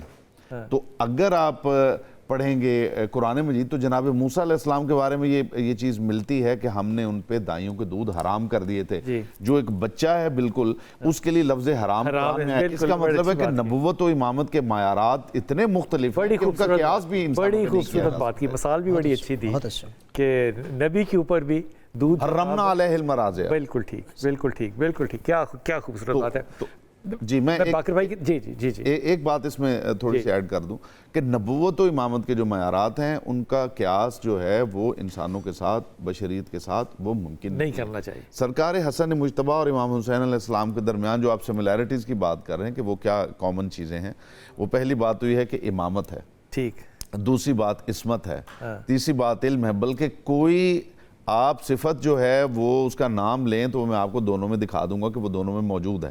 یعنی حتیٰ کہ اگر آپ شجاعت کی بات کریں تو آپ کہیں گے کہ امام حسین علیہ السلام جو ہے وہ بظاہر لگتا ہے کہ وہ زیادہ شجاع تھے اور حسن مجتبیٰ تو چپ کر کے بیٹھے رہے، تو جو یہ بندہ یہ بات کر رہا ہے وہ اصل میں شجاعت کو نہیں جانتا کہ شجاعت کس صفت کا نام ہے، شجاعت لڑنے کا نام نہیں ہے۔ امیر المومنین علیہ السلام فرماتے ہیں دنیا میں سب سے بڑا شجاع وہ ہے جو سب سے بڑا صابر ہے، وہ اتنا بہادر ہے کہ وہ اپنے نفس کے ساتھ لڑنے کی صلاحیت رکھتا ہے، وہ اتنا بہادر ہے کہ ماحول کے ساتھ لڑنے کی صلاحیت رکھتا ہے، وہ اتنا بہادر ہے کہ وہ اپنی خاموشی سے کلام پہ غالب آ سکتا ہے۔ تو یہاں پہ حسن مجتبیٰ علیہ السلام میں جو شجاعت ہے وہ حسین علیہ السلام میں دیکھیں یا حسن مجتبیٰ علیہ السلام میں، آپ کو بالکل ملے گا کہ دونوں بھائیوں میں وہ مکمل وہ صفت جو ہے وہ امام کے بارے میں بہت سی ایسی کیا کہنا چاہیے باتیں مشہور ہیں جن کا حقیقت سے کوئی تعلق اور واسطہ نہیں ہے، ان پہ کوئی بات کرنا چاہیں گے؟ میں کسی کی مثال خاص نہیں دینا چاہ رہا۔ جی اب دیکھیں میں اس حوالے سے عرض کروں گا کہ جیسے امام علیہ السلام کی طرف ایک تہمت منسوب کی جاتی ہے کہ امام علیہ السلام بہت زیادہ عقد کرتے تھے، طلاق دے دیتے تھے، اب در حقیقت امام حسن علیہ السلام کی اولاد میں سے جو حسنی سادات تھے انہوں نے بنو عباس کے زمانے میں خاص طور پر بہت زیادہ خروج کیا اپنے حق کے حصول کے لیے، تو وہاں پر پھر انہوں نے کچھ ایسی جیلی روایات بنوائی کہ اس کے ذریعے امام علیہ السلام کی شخصیت کو مسخ کرنے کی کوشش، بہت بعد میں ایسی روایات ایسا یہ بنو عباس کے زمانے میں جو امام علیہ السلام امام حسن علیہ السلام کی خاص طور پہ کردار کشی کے حوالے سے من گھڑت روایات بنوائی گئی، یعنی جب حسنی سادات نے خروج کیا ان لوگوں کے خلاف تو اس وقت باقر بھائی ہم نے تو اللہ معاف کرے، اللہ ہمیں معاف ہی کرے، ہم نے تو رسول پاک صلی اللہ علیہ وسلم کے بارے میں بھی بڑی ایسی روایتیں بنا دی جو کہ اب پتہ چلا کہ جعلی ہیں۔ اب اگر میں یہیں پہ ایک عرض کر دوں، اب مثال کے طور پہ ہمارے یہاں ایک بہت بڑا مشہور ہے اصحاب باوفا کے احترام کے ساتھ ایک حدیث منسوب کی جاتی ہے کہ نبی نے فرمایا اصحابی کالنجوم بأیہم اقتدیتم اہتدیتم، کہ میرے صحابہ ستاروں کے مانند ہے، جس کے بھی پیچھے چلو گے تم ہدایت پا جاؤ گے۔ خود سلفی عالم ہے علامہ ناصر الدین البانی، ان کی کتاب ایک سلسلۃ الاحادیث صحیحہ ہے، دوسری سلسلۃ الاحادیث ضعیفہ ہے، وہ اس میں لکھتے ہیں لا اصل لہا، نبی نے زندگی بھر کبھی ایسا کلام کیا ہے، اور ہمارے یہاں پہ باقاعدہ لوگ اپنے جھنڈوں پہ یہ حدیث منسوب کر کے آگے پھیلا رہے ہوتے ہیں۔ یعنی آپ یہاں سے دیکھ لیں کس قدر جھوٹ پھیلایا جاتا ہے، کر رہے ہیں یا جہالت میں کر رہے ہیں، اہل بیت کے بغض میں کر رہے ہیں، اہل بیت کے بغض میں۔ چلیں آپ سے پوچھتا ہی نہیں پھر میں انہوں نے جواب ہی دے دیا. بہت سچی اور براہ راست بات کر دی انہوں نے. حد ہو گئی ہے. میں کہتا ہوں کہ ہم نبی پہ معاذ اللہ ایک ایسی بات گھڑ کے لگا رہے ہیں جو نبی نے نہیں کہی, اور ہمیں پتہ ہے کہ یہ جعلی ہے, اور اس کے باوجود ہمارے یہاں ایک اور بڑا المیہ ہے. بڑی دیانتداری سے مجھے یہ بات کہنے کی اجازت دیجیے کہ ہم نے نہ جانے کیوں رسول اللہ صلی اللہ علیہ وسلم کی جتنی منصوبات ہیں نا, یعنی حضور سے جڑی ہوئی جتنی بھی خوبصورتیاں ہیں, جتنی صداقتیں ہیں, انہیں ہم نے نہ جانے کیوں آپس میں تقسیم کر لی ہے, اور ہم کسی ایک دھڑے بندی میں اپنے اس دھڑے کی فوقیت قائم کرنے کے لیے باقی سب کا رد کرنا شروع کر دیتے ہیں, اور ہم اتنے شفاق ہو جاتے ہیں, اس دھڑ بندی میں اتنے شفاق ہو جاتے ہیں اپنے دھڑے کی تقویت کے لیے کہ ہم سرکار ختمی مرتبت کی شان میں گستاخی کے مرتکب ہو جاتے ہیں. وہ میں امریکہ میں تھا تو میں نے ایک جگہ پہ بیٹھ کے بچوں کو یہ حدیث بتا دی. میں نے تو اسکول میں پڑھی ہوئی تھی وہ, کہ کوڑا پھینکتی تھی اوپر سے مائی, اور آپ نے اس کا پھر جا کے حال چل پوچھا. حالانکہ یہ حدیث تو اس بندے نے پوچھا مجھے, بچے نے پوچھا, بچہ تھا بھائی, امریکی پاکستانی مسلمان بچہ تھا, اس نے کہا کہ اس میں بڑی بات کیا ہے, مطلب اس میں آپ کیا ثابت کرنا چاہ رہے ہیں. میں نے کہا عاجزی. یہ اب اس بچے کا میں کال بتا رہا ہوں, اس بچے کا نام تھا کاظم. کاظم مجھے یہ کہتا ہے, اس نے کہا اگر آپ یہ جعلی حدیثیں نہ بھی سنائیں تو آپ کے نبی کی پرسنالٹی تو پھر بھی ایکسیلنٹ ہی رہتی ہے. بے شک ایسا ہے. یہ امریکن مسلمان بچہ کہہ رہا ہے کہ آپ کو ضرورت نہیں ہے کہ آپ اس طرح کی چیزیں گھڑ کے نبی شاہ کے صاحب نام میرے لگائیں. نبی کی جو زندگی ہم تک پہنچی ہے نا مختلف زبانوں میں, 4800 سے زائد زبانوں میں جو حضور کی سیرت ہم تک پہنچی ہے, اس میں 28,000 سے زائد صحیح سند کے ساتھ واقعات موجود ہیں. میرا سوال ہمیشہ یہ رہتا ہے کہ وہ جو مصدقہ ایک پروسیس سے گزر کے آنے والے واقعات ہم تک ہیں, ہم انہیں مطالعہ کر کے وہ کیوں نہیں بیان کرتے, من گھڑت باتیں کیوں ہم بیان کر رہے ہیں. جواب دے دیا ہے ڈاکٹر صاحب نے, مطالعہ کرنا پڑتا ہے. ایسے ہی جب وہ مطالعہ کرنا پڑتا ہے تو وہ بات ہمیں بڑی چبھتی ہے. مطالعہ نہیں کرتے, اس لیے تو وہ 2800 واقعات کا ہم ذکر نہیں کرتے, اور جعلی واقعات معاذ اللہ بنا کر ہم پرسنالٹی کو, میں کیا کہوں, ہم توڑ مڑوڑ دیتے ہیں, جو کہ انتہائی ناقص نہیں, انتہائی ظالمانہ نہیں, انتہائی کبیرہ گناہ ہے کہ آپ نبی کے ساتھ اس طرح کی چیزیں منسوب کریں جو بالکل حقیقت نہیں ہے. وقفہ لیں گے, واپس آئیں گے. بسم اللہ الرحمن الرحیم. میں نے آپ سے عرض کیا تھا کہ 5 بجے کے بعد ہم اپنی ٹیلی فون لائنز کھول دیتے ہیں. ہمارے ٹیلی فون نمبر بھی آپ کے سامنے چل رہا ہوتا ہے, آپ ہمیں کال کر سکتے ہیں اور آپ ہمارے علماء کرام سے بات کر سکتے ہیں. کوئی سوال پوچھنا ہو تو وہ پوچھ سکتے ہیں, جس طرح کی بھی گفتگو ہو, بس وہ گفتگو جو ہے وہ ہونی حدود کے اندر چاہیے, باقی آپ جو چاہیں گفتگو کر سکتے ہیں. سنبل ہمارے ساتھ ہیں. سنبل السلام علیکم. وعلیکم السلام. کیا حال ہے بلال انکل؟ جناب علی بسم اللہ بیٹا, حکم. انکل میں نے آپ سے نا 2-3 کوشچن کرنے تھے, تو ایک میرا کوشچن سب سے پہلے یہ تھا. اچھا میرا بیٹا, ایک تو صاف بولنا ہے اور آہستہ بولنا ہے نا, سمجھ میں نہیں آ رہی ہوتی بات. ہاں میرا ایک کوشچن یہ تھا کہ سب سے پہلے نا ایک میری بہن کا رشتہ آیا ہے پرپوزل, ان کا نام ہے سہیل اور میری بہن کا نام ہے سندس. بہن کا نام سنبل ہے اور بیٹے کا نام سہیل ہے؟ نہیں, بہن کا نام ہے سندس نورین. سندس, ہاں جی. اچھا. اور سہیل اکبر ہے ان کا. اکبر کس کا نام ہے؟ ان کا نام ہے سہیل اکبر, اور ان کے ابو کا نام محمد خان, اور ان کی مدر کا نام ہے. میں کنفیوز ہو چکا ہوں, بالکل کنفیوز ہو گیا ہوں, کس کا کیا ذکر کر رہے ہو, پھر سے بات کرو. جن کے جو لڑکی ہیں جن کے لیے پروپوزل آیا ان کا نام سندس ہے. اچھا, اور پروپوزل کیا ہے؟ سہیل. سندس کے لیے سہیل, اچھا ہے, برائی کیا اس میں؟ اور ایک مجھے مسئلہ یہ ہے کہ میں نا 3 سے 4 دفعہ سرجری کروا چکی ہوں, بارتھولین سسٹ نکلی ہوئی ہے. مجھے نہیں سمجھ آئی بات بیٹا, I am sorry. Bartholin cyst. Hello جی بیٹا, مجھے سمجھ نہیں آتی بات آپ کیا کہہ رہی ہیں, بالکل گڑبڑ ہو جاتی ساری بات. میں نے کہا کہ نا سرجری کروا چکی ہوں بارتھولین سسٹ کی. کس چیز کی سرجری؟ سسٹ کی. آپ سپیکر بند کر سکتی ہیں؟ میرا سپیکر جو ہے وہ ہے. ہیلو جی فرمائیے. میں نے کہا بارتھولین سسٹ نکلی ہوئی ہے یوٹرس والی سائڈ پہ. اچھا. تو وہ نا 3 سے 4 دفعہ میں سرجری کروا چکی ہوں, لیکن اس کے باوجود وہ ہر 1 سال کے بعد نکل آتی ہے. سسٹ کینسرس نہیں ہے لیکن وہ نکل آتی ہے پھر دوبارہ, اور وہ تقریباً 10 days to 15 days اتنی پینفل ہوتی ہے کہ اگر میں کیا کہتے ہیں اینٹی بائیوٹک بھی لیتی ہوں, ساری میڈیسن بھی لیتی ہوں, اس کے باوجود وہ پھر اسی طرح ہو جاتی ہے. بیٹا اس کا علاج تو صرف ڈاکٹر ایک اچھا سرجن کر سکتا ہے. آپ کس شہر میں رہتی ہیں؟ ملتان اور یہ بہاولپور کے درمیان. ملتان کے میں بڑے اچھے ڈاکٹرز ہیں, کیونکہ یہ جو آپ کا ہے نا معاملہ, یہ سمجھانے کے لیے کہہ رہا ہوں, جڑیں ہوتی ہیں نا, جڑیں پکڑی جاتی ہیں, تو یہ اچھا سرجن اس کو کر سکتے ہیں ٹریٹ بڑے آرام سے. ٹھیک ہے. اور ایک کوشچن کرنا تھا, ایک بہن کا نام شانزہ ہے اور اس کے لیے رمضان کا پروپوزل آیا ہے. شانزے کے لیے؟ جی دیکھو جب یہ کہتا ہے نا کوئی کا پرپوزل آیا تو کریں کہ نہ کریں, تو مجھے اجازت ہونی چاہیے کہ میں لڑکے اور لڑکی دونوں کی طرف سے سوچ سکوں. ہونا چاہیے کہ نہیں؟ جی ہونا چاہیے نا. جی لڑکا بہت اچھا ہے, جی اس پہ کوئی دو رائے نہیں ہے. کیا شانزے کی ناک پہ اترے گا وہ؟ جی. اس کا جواب تم دو. لیکن نا میں نے لڑکے سے بھی بات کر کے دیکھی ہے تو لڑکے کے اندر غصہ بہت زیادہ ہے. نہیں بیٹا, پہلی بات تو یہ کہ میری تمام بیٹیاں اور میری بہنیں اور میری مائیں جو ہے نا, یہ میرے جڑے ہاتھ دیکھ لیں. ٹیسٹسٹیرون ہوتا ہے آدمی کے اندر. یا تو آپ کہیں کہ ہم نے ایسے شخص سے شادی کرنی ہے جو زنانہ ہو, پھر تو ٹھیک ہے بات, مان لی بات. ٹیسٹسٹیرون جس میں نہیں ہوگا اس میں اینگر نہیں ہوگا. یہ میں اپنے آج کی نسل سے نا, جو جی جنریشن ہے, میں اس پہ حیران ہوں کہ وہ چاہتی ہے کہ ہو مرد کا بچہ لیکن ٹیسٹسٹیرون نہ ہو. میرے پیارے بیٹے یہ ممکن نہیں ہوتا نا, یہ ممکن نہیں ہوتا. آپ کو اپنے مزاج, دونوں لڑکیوں کے جو تم نے نام لیے اور دونوں لڑکوں کے جو تم نے نام لیے, لڑکے بالکل ٹھیک ہیں. لڑکیوں کے اندر مزاج ہے, تلخی ہے, شوخی ہے اور غصہ ہے. تمہارا رویہ دونوں کے بارے میں جو ہے وہ بالکل غلط ہے. رمضان کے اندر بالکل غصہ نہیں ہے, ایبسلیوٹلی نہیں ہے. لیکن اگر تم کہو کہ وہ خاتون ہے, وہ خاتون نہیں ہے, شریف ہے. یہ بات ذہن میں رکھنا. سہیل رمضان جیسا نہیں ہے. سہیل ججمنٹل ہے اور یہ ججمنٹ کرے گا. اس لیے اگر آپ یہ کہیں کہ یہ رشتہ میری بچی بہن کے لیے ٹھیک ہے کہ نہیں, اگر وہ سمٹ کرے گی تو ٹھیک ہوگا. لیکن اگر آپ پہلے ہی یہ جج کر رہے ہیں کہ یہ مزاج نہیں ہونا چاہیے, تو پھر آپ کو دونوں رشتوں سے پیچھے ہٹ جانا چاہیے. And you should wait for a proposal جو آپ کی ناک پہ پورا اترے. اس کی وجہ یہ کہ میری پیاری بچی, میں بڑے ادب سے کہہ رہا ہوں, وہ بھی تو بیٹے ہیں نا کسی کے.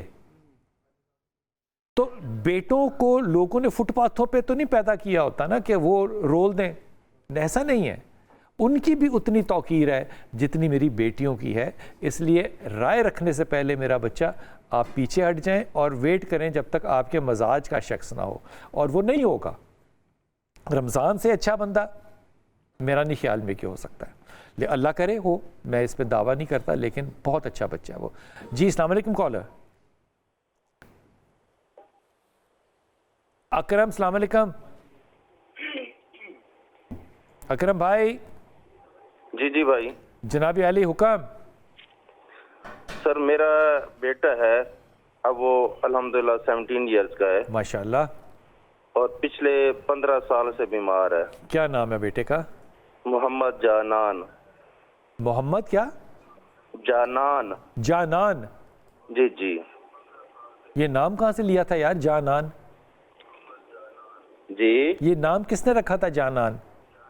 جانان والدہ نے رکھا تھا ان کی, یعنی میری مسز نے رکھا تھا. اچھا, مسز کا کیا نام آپ کے؟ توبہ شاہ, توبہ فاروق. اچھا ٹھیک. اب فرمائیے کیا بیماری کیا بچے کو؟ کچھ بھی مسئلہ نہیں تھا. ون آف دی ہیلدیسٹ کڈ جو تھا نا, یعنی بہترین صحت مند بچہ. ایون کہ ہم جب ڈاکٹر کو دکھاتے تھے وہ کہتا تھا الحمدللہ خوش ہو گیا دل کے, یہ ایسے صحت مند بچے بھی ہیں. وہ 2 سال کا تھا اور 4 سال 4.5 سال کے جتنے عزیز و اقارب میں بچے تھے ان سب میں وہ لمبا اور بڑا نظر آتا تھا. ٹھیک. بس ایسے ٹھیک ٹھاک رات کو سویا ہے, ایسے ہائی فیور ہوا ہے اور پھر فٹس پڑے ہیں. پھر ڈاکٹر کے پاس لے کے گئے ہیں اور وہاں پہ جو ہے نا اس کو جو انہوں نے دیکھا, پھر یہ کوما میں چلا گیا. کوما کے بعد انہوں نے کہا جی ہفتے میں ٹھیک ہو جائے گا, 15 دن میں ٹھیک ہو جائے گا. اور آج 15 سال ہو گئے ہیں, ہم لے کے مختلف شہروں میں, مختلف ہاسپٹلز میں, کراچی, خان اور لاہور. نہیں, وہ کہانی آپ کی بالکل بڑی اچھی بات ہے. کومے میں ہے بچہ ابھی تک؟ نہیں, اب الحمدللہ وہ ہر چیز سمجھتا ہے اور اٹھا کے بٹھاتے ہیں تو بیٹھا رہتا ہے, لیکن نہ چل سکتا ہے نہ خود بیٹھ سکتا ہے. واش روم تک خود اٹھا کے لے جاتے ہیں. ہیلدی ویسے ہی ہے, سمجھتا ہر چیز ہے, لیکن جسم بہت زیادہ سخت ہے, ایسے مڑے ہوئے ہیں بازو اور ٹانگیں, اور یعنی فزیو تھراپی ہوتی رہتی ہے. لیکن ڈر جاتا ہے, سوئے اتنا شدید ڈر جاتا ہے کہ آنکھیں الٹی ہو جاتی ہیں, چہرے پہ مختلف یعنی شکلیں آ جاتی ہیں, और दिन को बैठे बैठे भी डर जाता है। बस उसका यही फिट ट्रीटमेंट चल रहा है और फिजियोथेरेपी कभी होती है, अब नहीं होती। अब तो इतना माशाल्लाह बड़ा उसके आज़ाब बड़े सख्त हो गए हैं, बड़े हो गए हैं कि हमसे अब नहीं होती फिजियोथेरेपी, उठा के ले जाना हॉस्पिटल भी मुश्किल है। तो ये सिचुएशन है। कोई आपको लगता है इस पे कोई असरात हैं? नहीं, क्योंकि हम मुख्तलिफ ना जगह दिखा चुके थे, जैसे पीरों के पास भी और कुछ मुफ्ती हजरात के पास भी, जहाँ होता था, जहाँ दिल चाहता ना चाहता फिर भी जाते थे बच्चे की खातिर। डॉक्टर्स ने तो इसको डायग्नोज कर लिया हुआ है? जी, डॉक्टर्स ने इसको डायग्नोज कर लिया हुआ है? डॉक्टर ने कहा था कोई पोस्ट इंसेफ्लाइटिस था जो ख़त्म हो गया, वो ब्रेन के ऊपर इंसल्ट था, ब्रेन की वजह से ये सारा कुछ हुआ है। फीवर जो था वो ज़्यादा देर था ना, ओवर क्या करना चाहिए, ज़्यादा भी था और लंबा भी था। विद इन 1 आवर यानी 1 और 2 आवर्स यानी 3-4 बजे तक बिल्कुल बच्चा ठीक था और अगले 2-3 घंटे के अंदर ये सारी पोजीशन हो चुकी है। अल्लाह ताला आपके लिए आसानी करे, लेकिन मुझे इसमें कोई रिटर्न, कोई वापसी का रास्ता नज़र नहीं आता। अल्लाह करे हो, अल्लाह करे हो। एक तो रूहानी मसला नहीं है, दूसरा ये रिकग्नाइज्ड एक डिज़ीज़ है ना भाई, इसको बस ऐसे ही देखना पड़ेगा। इसमें आप अगर मैं कहूँ ना कि स्टेम सेल थेरेपी वगैरह भी इस पे असरअंदाज नहीं होती। पाकिस्तान में तो खैर है ही नहीं स्टेम सेल, अगर चाइना वगैरह में भी हो तो ये असरअंदाज नहीं होती। बस इस पे सिवाय सब्र के और कुछ नहीं हो सकता। और एक काम जो अमन के लिए कर सकते हैं वो ये कि बच्चे को सूरह रहमान लगा कर कमरे में रखा करें, उससे अल्लाह ताला से दुआ करें, अल्लाह ताला उसके लिए आसानी करे। मैं फ़िक्रमंद होता हूँ ज़ाहिर है बच्चों के लिए बहुत ज़्यादा, लेकिन इस पे और कुछ भी नहीं हो सकता। अल्लाह ताला आसानी करे। दुख तो होता है ना बड़ा सुन के। वक्फा लेते हैं, वापस आते हैं। बिस्मिल्लाहिर्रहमानिर्रहीम। हमारी कॉल्स आपके लिए खुली हैं, आप उलमा इकराम से बात कर सकते हैं। हुज़ूर अक़दस एक सवाल का आप लोगों ने तीनों ने जल्दी जवाब दिया।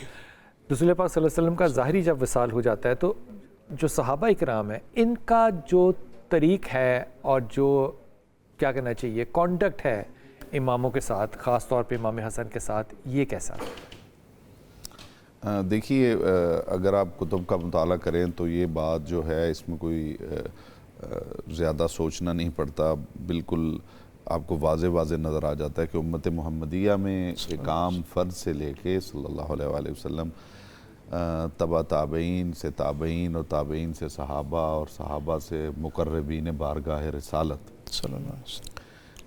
इन सब को आप देखते हैं कि ये किसी न किसी तरह अपनी ज़िंदगी में बहरहाल ये साबित करते रहे हैं और करने की कोशिश करते रहे हैं कि हमारे लिए ये ख़ानदान जनाब सैयदा का घराना बहुत अहम है और हम इनसे मोहब्बत करते हैं। इमाम हसन मुज्तबा अलैहिस्सलाम इस हद तक कि अगर वो यानी ये भी किताबों में मिलता है कि अगर एक बुज़ुर्ग है और उसे वो डांट रहे हैं, बुज़ुर्ग को डांट रहे हैं और वो बुज़ुर्ग जो है वो उसे बुरा नहीं मना रहा बल्कि ये कह रहा है कि आपने बिल्कुल ठीक कहा है, आपने बिल्कुल ठीक है। तो इससे आपको पता चलता है कि उनका स्टेटस जो है इन लोगों के दरमियान क्या है।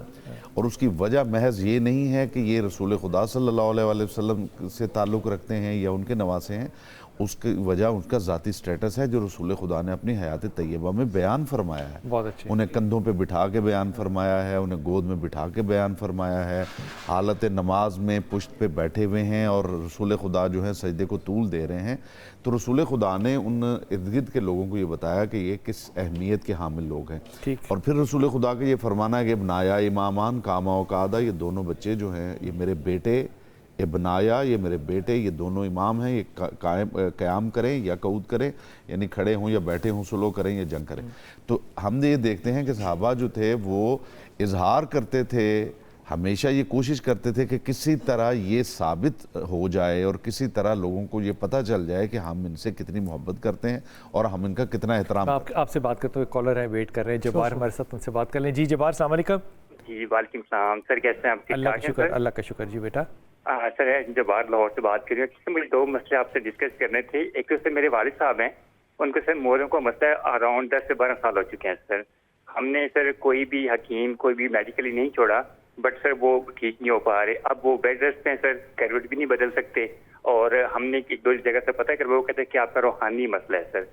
तो कभी कभार तो वो कहते हैं मुझे कुछ नजर आ रहा है, जिन्नात का कोई मामला है। अब्बा का नाम? से सर मोहम्मद असलम। मोहम्मद असलम के मोरों का मसला क्या है? जो आप कहते हैं मसला है, तो मसला है क्या? सर वो चल फिर रीढ़ की हड्डी का मसला है, बिल्कुल चल फिर नहीं सकते। तकरीबन 12-13 साल हो चुके हैं सर। आपकी अपनी तालीम है? सर मैं B.Com सर। माशाल्लाह ताला। आपने जब एक्सरे देखा होगा या ऑर्थोपेडिक सर्जन से बात की थी, उसने बताया होगा ना कि क्या मसला है? सर उसने कहा कि गैप है, जो रीढ़ की हड्डी है ना सर, उसमें गैप है सर। बस, तो फिर इसका अब जादू से तो कोई ताल्लुक ना हुआ ना? सर उसमें दिन ब दिन तबीयत खराब होते होते ना, वो दिमागी तौर रात को भी आ रहे होते, और उनको कुछ कह लें कि उनके मुताबिक उनको कुछ नजर आता है सर। हाँ, कितनी उम्र है अब्बा की? सर 65। माशाल्लाह, अभी उम्र इतनी नहीं है, लेकिन आप इनको साइकाइट्रिस्ट से क्यों नहीं मिलवाते अभी? सर हम इसको, मेरे जैसे नईम साहब हैं साइकेट्रिस्ट हैं, जैसे रावलपिंडी में बैठते हैं, तो उनसे ट्रीटमेंट दे रहे हैं मेडिकली का, तो मेडिसिन खा रहे हैं, तो बस ये देखो मैं तुम्हें फिर कहता हूँ, ये आपको मैं इसलिए कह रहा हूँ क्योंकि बाकी लोग भी सारे सुन रहे हैं। अगर मेडिकल जो आपने साइकाइट्रिस्ट से मेडिसिन ली है, अगर उसका 12 हफ्ते में फ़र्क नज़र नहीं ना आता, तो फिर या आपको दवाई बदलनी होती है या साइकाइट्रिस्ट बदलना होता है। खा रहे हैं से कोई मुराद नहीं होती कि खा रहे हैं, ये नहीं को मतलब होता, उसका इफेक्ट नज़र आना चाहिए। क्योंकि ये जो आपके वालिद को डिसऑर्डर है, ये बड़ा रिकग्नाइज्ड किस्म का है, लेकिन जादू टूने पे यकीन करने की बजाय आपको कायरो प्रैक्टिशनर के पास जाना चाहिए था। और सर सेकंड आपने बारे में पता करना था कि सर मेरी सेकंड मैरिज हुई थी, कह लें कि लव मैरिज हुई थी, तो जिस तरह भी 2 साल माशाल्लाह शादी बहुत अच्छी चली है, लेकिन कुछ क्लैशेस ऐसे आ चुके हैं कि सर अभी हम अलहदी हो चुकी है, दूसरी शादी की है, लेकिन सर वो भी ना कामयाब नहीं हो सकी। मेरी जो आपका नाम जब्बार है? जब्बार है सर। और मिसेस का नाम क्या है सेकंड का? नादिया। ये नहीं चलती नजर आती जब्बार? नहीं सर ना, ठीक है। अब इस पे आप मैं क्या राय दूं? अल्लाह करे, मैं दुआ गो हूँ कि अल्लाह ताला, लेकिन शादी करने से पहले चीज़ें देखते हैं ना यार, शादी के बाद थोड़ी जजमेंट्स करते हैं जब्बार। हाँ, अल्लाह ताला आपके वालिद के लिए आसानी करे, वालिद के लिए आपके बहुत आसानी करे। शेफ़, आपने जो बनाया है आज, आप उसको एक्सप्लेन करते हैं हमेशा की तरह। जी बिल्कुल, हमने चिकन कॉर्न्स तैयार किए हैं। Chicken corns? जी बिल्कुल। और ये काइंडली दिखा सकते हैं ज़रा, इसका शॉट ले सकते हैं? वाह, ये हैं जी चिकन कॉर्न्स। जी, साथ मैंने ग्रेप्स का जूस बनाया है। वाह। और बनाना पुडिंग बनाई है, और पालक चिकन बनाया। और सबरोसो के हमारे पास फ्राइंग आइटम्स थे, वो मैंने फ्राई किए हैं, जिसमें चिकन कचौरी थी और इनके अरेबियन फिले नागेट्स थे, वो फ्राई किया मैंने। उसके अलावा हमारे पास टैंग है जो कि 4 फ्लेवर्स में अवेलेबल है। ठीक। जामे शीरी है, कोका कोला और स्प्राइट है। ठीक है। और सबरोसो का मैं आपको बता चुकी हूँ, और एंश्योर है हमारे पास, और चाय हमारी तैयार है। बेहतरीन चाय बन रही है। और ये बताइए कि जो कॉर्न्स है, इनके अंदर क्या भरा है? फिलिंग चिकन की है? जी, इसके अंदर मेरे पास पिज़्ज़ा टॉपिंग थी सबरोसो की। अच्छा। चिकन वो चंक्स होते हैं, तो उसके अंदर मैंने वेजिटेबल्स और एक सॉस ऐड करके, तो उसका मिक्सचर भर के फिर उसको मैंने ब्रेड क्रम्स और एक पेस्ट लगा के तो उसको फ्राई कर दिया। बेहतरीन बेहतरीन। हुजूर आप 2 जुमले कहिएगा क्योंकि वक्फा बिल्कुल जाने करिए। सरकार दो आलम सल्लल्लाहु अलैहि वसल्लम की सारी उम्मत की तरह जो असहाबे रसूल हैं, उनके यहाँ भी इस ख़ानदान के साथ मोहब्बत का बड़ा एलानिया इजहार होता हुआ नज़र आता है। तारीख़ कैसे उस मंजरनामे से सरफ़ नज़र कर सकती है कि जब हज़रत उमर फ़ारूक रज़ी अल्लाह तआला अन्हु खुतबे के लिए खड़े हैं और हज़रत इमाम हसन तशरीफ़ लाते हैं और अपनी कैफियत में कहते हैं कि मिंबर से नीचे उतर आइए। अब यहाँ सामीन और नाज़रीन की दिलचस्पी के लिए बताता चलूँ कि अरबों के यहाँ जो ग़ुलाम और आम आदमी का दूर से तारुफ़ होता, पहचान होती, वो ये होती कि आम आदमी के सर पे बाल होते और ग़ुलाम के सर के ऊपर बाल रखने की उसे इजाज़त नहीं होती। हज़रत उमर फ़ारूक जब नीचे आते हैं ना, उस खुतबे के दौरान, खुतबे फ़ौरन छोड़ते हुए नीचे आते हैं, आपके कदमैन में आके बैठ जाते हैं और कहते हैं कि ये मिंबर भी आपका है और ये जो सर पर उम्र के बाल हैं, यानी ये जो आज़ादी उम्र को मैसर है, ये भी आपके घराने की बरकत। बाकर भाई 2 जुमले क्या खूबसूरत। एक फिक्रा मुझे एक इजाज़त अगर आप मुझे दे दें, बाकर भाई से माजरत के साथ, मेरा दिल कर रहा है कि इसमें शरीक करते चलें। हज़रत अबू बकर सिद्दीक़ के विसाल से, जब आप खलीफा बने, विसाल से 5 माह पहले एक मीटिंग होती है और उसमें सारे असहाब को इकट्ठा किया जाता है। अब असबाब इतने मैसर आ गए हैं कि लोगों को वज़ाइफ दिए जाएँ। बदरी साहबियों का सबसे ज़्यादा वजीफ़ा मुकर्रर किया जाता है 400 दिरहम और एक रिवायत के मुताबिक 800 दिरहम। खानवादे रिसालत माफ़ के बारे में बात के लिए कहा जाता है कि उनके लिए कितना वजीफ़ा होना चाहिए। कोई कहता है जी इसको डबल कर दें, कोई कहता है 3 गुना कर दें। हज़रत अबू बकर सिद्दीक़ कहते हैं इस घराने की शान ये कि वैसे तो ये सारा उनको सुपुर्द कर दिया जाए, लेकिन अगर तकसीम मुतय्यन करनी है तो आपने फरमाया कि 4000 दिरहम मुतय्यन किए जाएँ। अनस बिन मालिक कहते हैं कि हर महीने लोगों को तय था कि लोग खुद आते थे, बदरी साहबी जिनकी शान कुरान में अल्लाह ने बयान की है, वो खुद आते थे मस्जिद नबवी और अपना वजीफ़ा लेकर जाते थे। जब हज़रत پہلی شام ہوئی نا تو حضرت انس بن مالک سے پوچھا کہ جو اہل بیت نبوت تھا ان کا جو حصہ تھا وہ ان کو ملا. انہوں نے کہا ان کے گھر سے کوئی آیا نہیں لینے کے لیے. تو آپ غضبناک ہوئی اور آپ نے کہا کہ وہ اتنا عظیم المرتبت گھرانہ ہے کہ ان کی شان کے خلاف ہے کہ وہ آئیں. خلیفہ وقت خود اپنے تشت کے اندر ان کا حصہ لے کر ان کے دروازے پہ جا کے کھڑا ہو جاتا ہے, دروازہ بجاتا نہیں ہے. اور واپس آئیں گے جناب, کیا خوبصورت بات ہے. وقت بسم اللہ الرحمن الرحیم. انتہائی محترم اور انتہائی خوبصورت سیگمنٹ ہمارا انجینئر محمد علی مرزا کے ساتھ ہوتا ہے, جو کہ ہم اس وقت شروع کرتے ہیں, اور انشاءاللہ تعالیٰ سارا رمضان ہمیں اس کو جتنا بھی کنٹینیو کر سکے وہ ضرور کریں گے. انجینئر صاحب بہت شکریہ, آپ کو بہت بہت ویلکم. السلام علیکم. السلام ورحمۃ اللہ وبرکاتہ. ولا حول ولا قوة الا باللہ. اللہم صلی علی محمد وعلی آل محمد. رب اشرح لی صدری ویسر لی امری واحلل عقدۃ من لسانی یفقہوا قولی. جی بلال بھائی. انجینئر صاحب, ہم نے آج بات کی ہے امام حسن علیہ السلام کی فضائل کے اوپر, ان کی زندگی کے اوپر, ان کی تربیت کے اوپر, رسول پاک کی تربیت ان کی زندگی میں, سیدہ فاطمہ کی, سب کی تربیت. ایک بہت بڑا جو حصہ امام حسن علیہ السلام کی زندگی کا تاریخ میں جو کبھی بھی ہمیشہ یاد رکھا جائے گا, وہ امام کی وہ صلح کا پہلو ہے جو کہ تاریخ میں بہت سے حادثات سے مسلمانوں کو جس نے بچانے کا کردار ادا کیا. یہ صلح کا جو ایک سارا پیراڈائم ہے امام حسن علیہ السلام کا, یہ ان کی زندگی کا ایک بہت بڑا کریکٹر ہے. اس کو آپ کس نظر سے دیکھتے ہیں؟ دیکھیں, اس کے بارے میں نبی الاسلام نے پہلے ہی پیش گوئی کر دی تھی. صحیح بخاری میں حدیث ہے, آپ علیہ السلام نے ایک دن سیدنا حسن ابن علی کو اپنی گود میں اٹھایا ہوا تھا, اور آپ نے فرمایا میرا یہ بیٹا سید ہے, یعنی یہ سردار ہے, اور اس کی وجہ سے مسلمانوں کے دو گروہوں میں اللہ تعالیٰ صلح کروا دے گا, یعنی یہ قربانی دے گا, کیونکہ کہا کہ اس کی وجہ سے صلح ہوگی.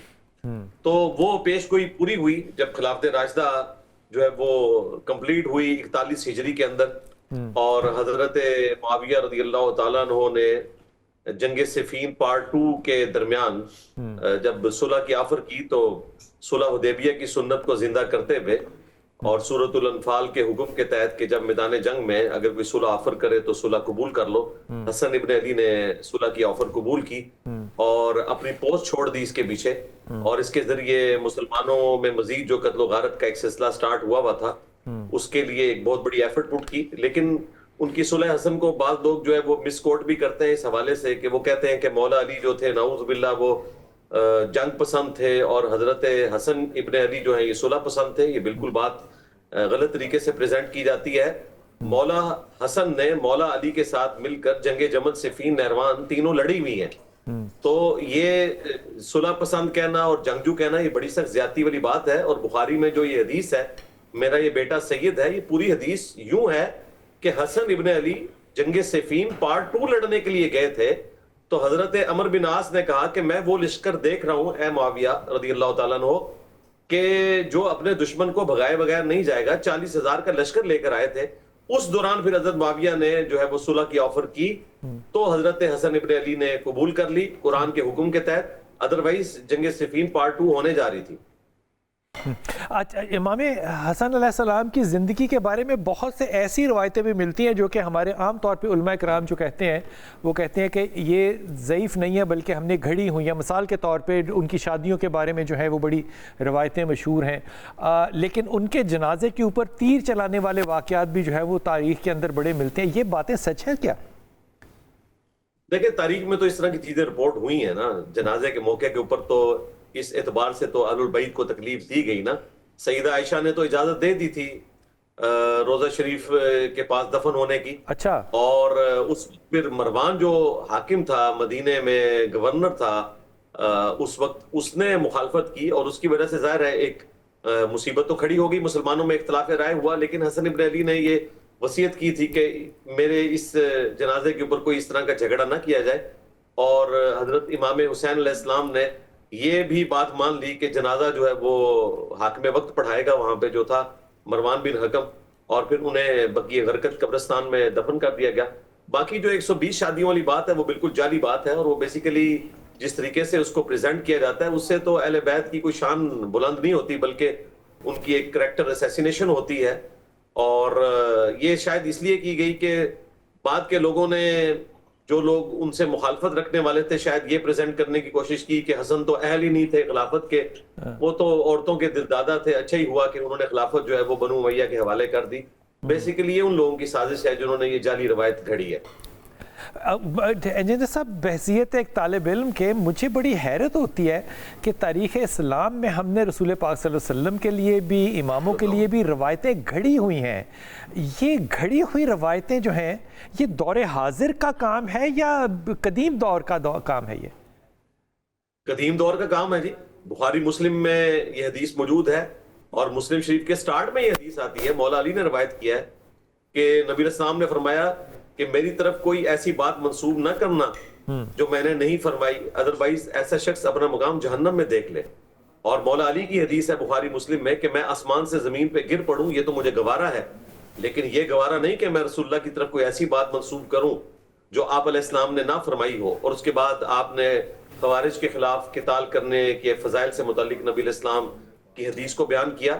تو یہ اس بات کا ثبوت ہے کہ نبی علیہ السلام کو پتا تھا کہ آپ کے نام کے اوپر حدیثیں گھڑی جائیں گی. اب مجھے بتائیں، اگر نبی علیہ السلام کے نام کے اوپر حدیثیں گھڑی گئی ہیں تو ائمہ کرام کے حوالے سے جھوٹی روایتیں پیش کرنا یہ تو بڑا آسان کام ہے. صحیح مسلم کے مقدمے میں موجود ہے، حضرت علی کی شہادت کے بعد حضرت عبداللہ ابن عباس نے حضرت علی کے کچھ فیصلے منگوا کے جب پڑھنا شروع کیے تو انہوں نے کہا اللہ کی قسم علی یہ فیصلہ نہیں کر سکتے، اللہ کی قسم علی کا یہ فیصلہ نہیں ہوگا، خدا کی قسم اگر علی یہ فیصلہ کرتے تو وہ خود راہ حق سے ہٹ جاتے، یہ ان کا فیصلہ نہیں ہو سکتا. پھر ان کا افسوس تم لوگوں نے اتنے قیمتی علم کو ضائع کر دیا. یعنی حضرت علی کی شہادت کے بعد ان کا علم ضائع ہو چکا تھا. اس زمانے میں ان کی طرف غلط باتیں لوگوں نے منسوب کر دی تھی. تو اس کا مقصد کیا ہے؟ مطلب کیا ہم کرنا کیا چاہتے ہیں؟ غلط روایتیں لے کے اپنی مسلک کو پروموٹ کرتے ہیں یا ہم فضائل کو ایڈ کرنا چاہتے ہیں؟ کیوں کرنا چاہیں گے ایسا؟ دیکھیں، مسلمانوں نے رومنز اور پرشینز کو اکھاڑا تھا، وہ میدان جنگ میں مسلمانوں کا مقابلہ نہیں کر سکے. تو پھر انہوں نے دوسری سازش یہی یعنی سمجھی کہ مسلمانوں میں گھس کر ان میں فرقہ واریت کو ہوا دی جائے. اور یہ صرف اس امت کے ساتھ نہیں ہوا، ہمیشہ سے ہوا ہے. فَتَقَطَّعُوا أَمْرَهُمْ بَيْنَهُمْ زُبُرًا كُلُّ حِزْبٍ بِمَا لَدَيْهِمْ فَرِحُونَ. انبیاء کے جانے کے بعد لوگوں نے دین کو پارا پارا کر دیا، ٹکڑے ٹکڑے کر دیا، اور ہر ایک اس پہ خوش ہے جو اس کے پاس ہے. تو یہ ہمیشہ انبیاء کرام کے جانے کے بعد ایسا ہوا ہے. ہمارے نبی کے کیس میں بھی ایسا ہی ہوا. اور ظاہر ہے پھر فرقہ واریت ہوئی، ایک نے صرف آل البیت کو پکڑ لیا، ایک نے صرف صحابہ کو پکڑ لیا، ایک نے صرف توحید کی بات کرنا شروع کر دی، ایک نے صرف میلاد کے جیسے جلوسوں کے اوپر ایمفسائز کرنا شروع کر دیا. اور پھر آنے والے لوگوں نے وقت کے ساتھ ساتھ اس میں رنگ بھرنے شروع کر دیے. مجھے بہت ہی زیادہ تکلیف ہوتی ہے انجینئر صاحب اس معاملے میں کہ ایک تو ہمارے پاس ریسرچ اینڈ ڈیولپمنٹ کا کوئی ایسا سلسلہ نہیں رہ گیا، اور جو ایک فضائل کے معاملات تھے اس میں ہم نے جعلی کام بھی ٹھوکنا شروع کر دیا. مجھے بہت ہی دکھ ہوتا ہے اس بات پہ. امام حسن علیہ السلام کی زندگی کو جب آپ دیکھتے ہیں، پڑھتے ہیں، ان کی رسول پاک صلی اللہ علیہ وسلم کے ساتھ نانا کی جو محبت ہے اپنے نواسوں کے ساتھ اس کو دیکھتے ہیں، سیدہ کی تربیت دیکھتے ہیں، آپ کو سب سے زیادہ کیا چیز اٹریکٹ کرتی ہے امام کی زندگی میں کہ آپ کا جو موسٹ امپریسو پرسنالٹی کا یا آرڈر ہے اپنے زمانے کا وہ کیا ہے؟ دیکھیں، سیدنا حسن ابن علی رضی اللہ تعالیٰ عنہ کا جو حلم ہے نا، یہ سب سے بڑی چیز ہے ان کی زندگی کے اندر. سیدنا حسین ابن علی جو تھے وہ ذرا ایکسٹروورٹ تھے، یہ انٹروورٹ پرسنالٹی تھی سیدنا حسن ابن علی رضی اللہ تعالیٰ عنہ کی. اور انہوں نے اپنی زندگی میں کئی ایک تکلیف برداشت کی ہیں. چونکہ واقعہ کربلا اتنا ڈومیننٹ تھا، اس کی وجہ سے حسن ابن علی کی قربانی کا کوئی ذکر اس حوالے سے نہیں کیا جاتا. انہیں بھی زہر دے کے شہید کیا گیا. انہوں نے اپنی پوسٹ چھوڑی، اس کے باوجود مخالفین کی تسلی نہیں ہوئی جب تک کہ ان کو انہوں نے رائے راست سے ہٹا نہیں لیا. اور حسن ابن علی رضی اللہ تعالیٰ عنہ نبی صلی اللہ علیہ وآلہ وسلم کے اتنے چہیتے تھے کہ صحیح بخاری میں حدیث ہے آپ اپنے کندھوں پر ان کو سوار کرتے تھے. امام حسن علیہ السلام کو آپ نے فرمایا کہ زہر دیا گیا؟ جی زہر دیا گیا. مصنف ابن ابی شیبہ میں موجود ہے. آپ کو زہر دے کے شہید کیا گیا. اور اس کے رسول کے نواسے کو کس نے زہر دے دیا؟ اس امت نے اس امت نے وہ کچھ کیا ہے کہ نبی اسلام نے غدیر خم پہ پہلے ہی فرما دیا تھا کہ قرآن اور اہل بیت، اور میں اپنے اہل بیت کے معاملے میں تمہیں اللہ کا خوف دلاتا ہوں. صحیح مسلم میں اوپر تلے 4 حدیث موجود ہیں، لیکن امت بالکل الٹ چلی. آپ دیکھ لیں، سیدنا علی ابن ابی طالب بھی شہید ہوئے، حسن ابن علی کو بھی زہر دیا, ان کی بیوی کے ذریعے زہر دلوایا, ظاہر ہے انہی لوگوں نے دلوایا کہ جنہوں نے بعد میں اس کو جو ہے وہ سیلیبریٹ کیا. تو اگر آپ کا چینل بوجھ اٹھا سکتا ہوتا تو میں بتا دیتا کون لوگ ہیں وہ. اللہ تعالیٰ آپ کو خوش رکھیں. انجینئر صاحب آپ نے بڑی ہی زیادہ خوبصورتی سے باتوں کو جو ہے وہ ایک کوزے میں بند کیا ہے. بہت شکریہ آپ کا, بہت شکریہ آپ کا, بہت شکریہ. مجھے باقر بھائی یقین نہیں آ رہا, مطلب تاریخی پہلو اپنی جگہ حقیقت ہونا ٹھیک ہے, لیکن مجھے 2 یقین دلائیں کہ میں یقین کروں. مثال کے طور پہ میں یہ کیسے یقین کروں کہ نواسہ رسول ایسا ہی آپ کے دل کو چوٹ نہیں لگتی؟ نواسہ رسول اللہ اکبر کو آپ زہر کیسے دے سکتے ہیں؟ کون سی کو صدیاں گزر گئی ہیں کہ آپ بھول گئے ہیں رسول پاک صلی اللہ علیہ وسلم کو؟ ہماری زندگیوں میں تو رسول اس طرح زندہ ہے جس طرح ہمارے باپ بھی زندہ نہیں ہے. بے شک ایسا ہی ہے. نواسہ رسول کو آپ زہر دیتے ہیں, اور جو وہ کسی کو اگر شہر بدر کر دے میرا نبی صلی اللہ علیہ وسلم, ایسا ہی ہے. وہ واپس آ سکتے ہیں کیا؟ وہ بھی نہیں ہو سکتا. ایسا ہی. یہ مسلمانوں کی تاریخ ہے. اب دیکھیے اگر بلال بھائی یہ دیکھا جائے, اسی لیے رسول خدا صلی اللہ علیہ وآلہ وسلم حال کے آئینے میں مستقبل دیکھ رہے تھے. آپ نے فرمایا کہ جس نے ان کو اذیت دی اس نے مجھے اذیت دی ہے. جو ان سے بغض رکھے گا وہ مجھ سے بغض رکھے گا. یعنی یہ رسول خدا صلی اللہ علیہ وآلہ وسلم کیا فرمانا چاہتے تھے؟ یعنی یہ صرف ان کا بغض نبی کے اہل بیت کے ساتھ نہیں تھا, یہ رسول تک گویا بغض موجود تھا. یہ صرف نبی کے اہل بیت علیہ السلام کو اذیت نہیں دے رہے تھے, اس سے پہلے ان کے آباء و اجداد جو تھے وہ رسول خدا کو بھی اذیت دیتے رہے ہیں. اگر یہاں پہ جیسے انہوں نے کہا کہ کوئی بوجھ اٹھا سکتا ہو, یہ پورا ایک سلسلہ ہے شرک, کفر, اسلام, نفاق کا, کہ اگر دیکھا جائے تو اس سے سمجھنا آسان ہو جاتا ہے. یعنی کون اسلام کی عمارت کو کھڑا کرنے والے تھے اور کون پہلے شرک اور کفر کے لبادے میں اور پھر نفاق کے لبادے میں اسلام کی عمارت کو زمین بوس کرنا چاہتے تھے. نفاق کے لبادے میں مسلمان تاریخ اسلام میں موجود ہے, یہ سمجھ میں آ سکتی ہے بات اگر یہ رسول کے دور کے قریب کے لوگ نہ ہوں. جی پھر تو آ سکتی ہے سمجھ میں بات. اتنی قریب کے لوگ کہ نواسہ رسول ہے, کندھوں پہ سوار ہوتے سارے زمانے نے دیکھا ہے نا, نماز کے درمیان سارے زمانے نے دیکھا ہے نا, ان کے بارے میں رسول کے قول سارے زمانے نے سنے ہیں نا, پھر یہ کیسے ہو سکتا ہے؟ بلال بھائی 2 ہی صورتیں ہیں, یا تو اس بات پہ رو لیجئے, ہاں, یا کم از کم سوچ تو لیجئے. ہاں, کیا کریں؟ میں سے ایک کام تو کر لیجئے, یا رو لیجئے اس بات پہ کہ یہ کیسے ہو گیا, یا سوچ لیجئے, یا پھر کم از کم سوچ تو لیجئے کہ کیسے ہو گیا. کیسے ہو گیا؟ اس بندے کا کیا کیا جائے جو نہ رونے دے رہا ہے, نہ سوچنے دے رہا ہے, نہ سوچ رہا ہے. جو اس دور کے اندر اس بندے کو آپ بتائیے نا کہ اس بندے کو کیسے سمجھا جائے. وہ آپ ماضی میں چلے جائیں تو رسول خدا صلی اللہ علیہ وآلہ وسلم کی حیات طیبہ کا بھی اگر مطالعہ کر لیں تو یہ چیزیں تو آپ کو ان کی زندگی میں مل جائیں گی. جی آپ تو بات کر رہے ہیں نا جی کہ ان کے دور کے قریبی دور, جی ان کے خاندان کے لوگ, ان کے پیارے لوگ, یہ تو نسبت ہوگی رسول. خاندان ہو گیا, خاندان ہو گیا نا سر. خود رسول خدا ہی کی زندگی کا پہلے مطالعہ فرما لیجئے, پہلے ان کی زندگی کا مطالعہ فرما لیجئے کہ ان کے ساتھ کیا رویے اختیار کیے گئے ہیں, کیسے ڈیل کیا گیا ہے انہیں. کیا ایسا ہی ہوا ہے جیسا قرآن نے کہا تھا؟ کیا ایسا ہی ہوا ہے کہ جیسا رسول خدا چاہتے تھے؟ کیا ایسا ہی ہوا ہے جیسا خدا چاہتا تھا کہ وَمَا آتَاكُمُ الرَّسُولُ؟ میں ایک ٹپ دے رہا ہوں, اس کو آپ جتنا پھیلا لیں گے یہ پھیلتی چلی جائے گی. کیا ایسا ہی ہوا کہ جیسا قرآن نے یہ کہا وَمَا آتَاكُمُ الرَّسُولُ فَخُذُوهُ وَمَا نَهَاكُمْ عَنْهُ فَانْتَهُوا؟ رسول جو دے دے لے لو, جس سے منع کر دے روک دو. کوئی دنیا کی کتاب پکڑ لیجئے اور اسے دیکھ لیجئے کہ کیا ایسا ہوا یا نہیں ہوا. تو اگر یہ مل جائے کہ رسول خدا کے عہد میں ایسا نہیں ہو سکا تو بات کی تو بات ہی کچھ نہیں ہے. جی میں وقت میں جاؤں گا لیکن آپ کو سوال چھوڑ کے جا رہا ہوں. آپ نے فرمایا کہ اللہ نے جب کہہ دیا یہ کہ اللہ کے رسول جو دیں وہ لے لو, جس سے روک دیں وہ رک جاؤ. جب یہ حکم جو ہے یہ اللہ کے رسول, میں تو اللہ اور اللہ کے رسول کا حکم ایک مانتا ہوں, چلے میں آپ لوگوں کی مانتا ہوں, میں کہتا ہوں یہ رسول کا نہیں, یہ اللہ کا حکم آ گیا ہے. جب اللہ کا رسول آ گیا تو یہ آپ کے ایمان کا حصہ ہے. اگر آپ اللہ کی نہیں مانیں گے تو پھر آپ 100 دفعہ کلمہ پڑھ لیں, اس سے کوئی مقصد نہیں ہو سکتا. آپ نے کیوں اللہ کے رسول کی ویسے نہیں مانی جیسے اللہ نے کہا؟ وقفے کے بعد واپس آؤں گا اور یہ ڈاکٹر صاحب سے پوچھوں گا.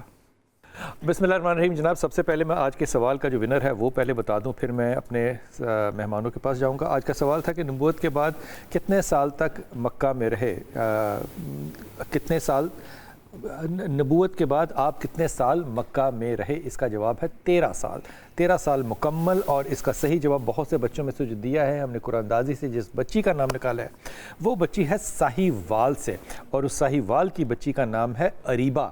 अरीबा, आपको ये जो हैम्पर है जामिया शीरिका कशी की तरफ से, ये इंशाअल्लाह ताला बाय पोस्ट जो है ये भिजवा दिया जाएगा। और नात से पहले इस बात को अगर कंक्लूड हम कर लें कि जो भी इंजीनियर साहब ने भी हमसे बात की कि मुसलमानों ने बहुत सी चीज़ें जो थी वो ऐड ऑन की हैं, और जैसे कि मिसाल के तौर पे रसूल पाक के नवासे के जनाजे के ऊपर तीर चलाना कोई मतलब खुदा का खौफ करें, आप लोग खुदा का खौफ करें यार, कुछ तो मतलब इंसाफ करें। जब अम्मा आयशा ने इजाज़त दे दी तो फिर ये सोचना पड़ता है ना कि वो जो अल्लाह के रसूल सल्लल्लाहु अलैहि वसल्लम ने एक हुकूमत का मिजाज बनाया था, यानी ये उससे किस दर्जे की बगावत का अमल है। आप तसव्वुर कीजिए कि सरकार दो आलम से ये बगावत कोई और नहीं कर रहा, मुसलमान। जी हाँ, वो कलमा गो जो कस्टोडियन अपने आप को कह रहे हैं, जो कहते हैं जी हम उस लेगेसी के कस्टोडियन, हम इसको लेके आगे चलेंगे और दुनिया तक, दुनिया के सारे आबाद बर आज़मों तक हम इस दीन को और इसकी रूह के साथ जो वो पहुँचाने की ज़िम्मेदारी रखते हैं और फजीलत रखते हैं। इन्ना लिल्लाह। यानी अलमिया ये है कि सरकार दो आलम सल्लम की से तकर्रुब रखने वाली वो हस्तियाँ जिनके बारे में तवातुर के साथ उन लोगों ने खुद सुन रखा है। एक तो ये है ना, किसी ने किसी तक पहुंचाया, यानी ये बड़ी नाजुक सी बहस है, लेकिन ये बुनियादी सच्चाई है, इसलिए इसको इन्हीं लफ्ज़ों में बयान करना ज़रूरी है। इसका तकाजा ये था, वरना इसका हक़ अदा नहीं होता, कि जिन लोगों ने खुद बराह रास्त सिमा कर रखा है सरकार दो आलम से इनके फ़ज़ाइल, अगर उनकी तरफ से कहीं मसलत के नाम पर ही, मैं कहता हूँ बुग़्ज़ या बाकी चीज़ों को एक तरफ छोड़ दें, मैं कहता हूँ मसलत के नाम पर अगर किसी ने ये इख्तियार किया है तो इसे किसी दर्जे की कोई रियायत दी जा सकती है, इस बात को, इसके लिए कोई गुंजाइश निकाली जा सकती। कितना अलमी का मामला है कि निस्फ सदी नहीं गुजरी अभी इस सारे मामले को, और इस उम्मत का मिजाज जो है वो खानवादा रिसालत माप के साथ सलूक जो है, इसीलिए सरकार ख़त्मी मरतबत ने 17 से ज़ायद मरतबा साए सित्ता के अंदर मौजूद है, मोर देन 17 टाइम, जहाँ सरकार दो आलम के फरमान का मफहूम ये है कि ये मुझसे हैं, मैं इनसे हूँ, इनसे मोहब्बत मेरी मोहब्बत, इनकी अजियत मेरी अजियत है। ये बार बार अजियत का क्यों बयान किया? हम इसको मोहब्बत समझ रहे हैं इस बात को कि रसूल ने कहा। मेरे ख्याल में रसूल पाक सल्लल्लाहु अलैहि वसल्लम ये आने वाले वक्त के लिए आपको सबक दे रहे थे। ऐसा ही है। ये एक जुमला बस अच्छा सा कहते हैं इमाम के बारे में, फिर मैं नाज की तरफ चलूँ। अब देखिए, मैं ये अर्ज़ करूँगा, जनाब खातून जन्नत सलामुल्लाह अलैहा ने अपने खुतबा लुम्मा में एक जुमला इरशाद फरमाया था कि जअलल्लाहु इमामतना अमानन लिलफुरक़ा, कि अल्लाह ने हम अहले बैत की इमामत और रहबरी को क्यों तुम्हारे ऊपर फ़र्ज़ करार दिया है, ताकि उम्मत में फ़िरका बंदी ना हो। जब लोगों ने बजाय इन्हें इमाम रहबर पेशवा मानने के इन्हें जहर देना शुरू कर दिया, तो फिर वहाँ से फ़िरका बंदियाँ शुरू हो गई। आज भी अगर उम्मत, जैसे मिर्ज़ा साहब ने तो इशारा किया, हर एक ने कुछ ना कुछ पकड़ लिया, लेकिन जो नुक्ता इश्तिराक है वो अहले बैत अलैहिस्सलाम की ज़ात है। अगर आज उन ज़वात मुक़द्दसा का दामन थाम ले तो हम कुरान से भी वाबस्तगी हो जाएगी और बाकी सय्यदुल अंबिया सल्लल्लाहु अलैहि वसल्लम की तालीमात भी पता चले। भाई आखिरी जुमले, फ़ेलुल हकीम ला यखलु अनिल हिकमा, हकीम का फ़ेल हिकमत से खाली नहीं होता। रसूल खुदा का ये बार बार कहना, ये मुझसे हैं मैं इनसे हूँ, जो इनसे लड़े वो मुझसे लड़ेगा, जो इनका इनकार करे वो मेरा इनकार करेगा, जो इनसे आपकी ज़िंदगी में ये हो सकता है बात समझ में ना आती हो जी, लेकिन अब समझ में आती है, अब आती है। हाँ। मैं एक और पहलू पे बात अर्ज करना चाहता हूँ कि रसूल खुदा जब ये फरमा रहे थे, इनको गाली देना मुझे गाली देना है, इनसे लड़ना मुझसे लड़ना है, इनका इनकार मेरा इनकार है, इनकी मोहब्बत मेरी मोहब्बत है, मुमकिन नहीं है कि मेरा सच्चा रसूल मुस्तकबिल के आईने में ये सारी चीज़ें होती हुई न देख रहा हो और ये कह रहा हो। सुभान अल्लाह, मुस्तकबिल के आईने में चीज़ें ना देख रहा हो और फिर ये कह रहा ये जो बार बार दोहराया जा रहा है। जनाब याकूब अलैहिस्सलाम ने बच्चों से कहा था कि यूसुफ को ले जाओ, देखना इसे भेड़िया ना खा जाए, ज़ाहिर है, जबकि उन्हें पता था कि भेड़िया नहीं खाएगा, और उन्हें ये भी पता था कि ये क्या बहाना लेके आएंगे। जनाब याकूब अलैहिस्सलाम को ये पता है मेरा रसूल जनाब याकूब का भी रसूल है। अगर रसूल मुस्तकबिल के आईने में अहले बैत अतहार के साथ ये सब कुछ होता हुआ न देख रहे होते तो वो इतनी ताकीद से बार बार ये बयान न देते। या रसूलुल्लाह सल्लल्लाहु अलैहि वसल्लम, लब्बैक कहते हुए आपसे माफ़ी भी मांगते हैं और तौबा भी करते हैं कि हमसे जितनी भी गलतियां हुई हैं अल्लाह ताला करे कि हमें अल्लाह हदायत दे और ज़िंदगी में हदायत दे, मरने से पहले हमें हदायत दे। मैं तो इस बात पे भी बहुत ज़्यादा एहतियात करता हूँ कि कोई ऐसा लफ्ज़ ना मुँह से निकल जाए जो कि ادب کی حدود میں کسی صحابی کسی شخص کے لیے جو ہے وہ ناگوار گزرے، یہ سوچنا کہ اہل بیت کے ساتھ محبت جو ہے اس میں اس کے تقاضے پورے نہ کروں، یہ سوچا ہی نہیں جا سکتا۔ رسول پاک صلی اللہ علیہ وسلم کے جسم کا حصہ جس کو کہا گیا ہو، ان کے بارے میں لفظوں کا احتیاط سے استعمال کرنا جو ہے وہ بھی یقین کیجئے آپ کے ایمان کے تقاضوں میں سے ایک تقاضا ہے۔ اللہ مجھ سمیت سب کو ہدایت عطا فرمائے۔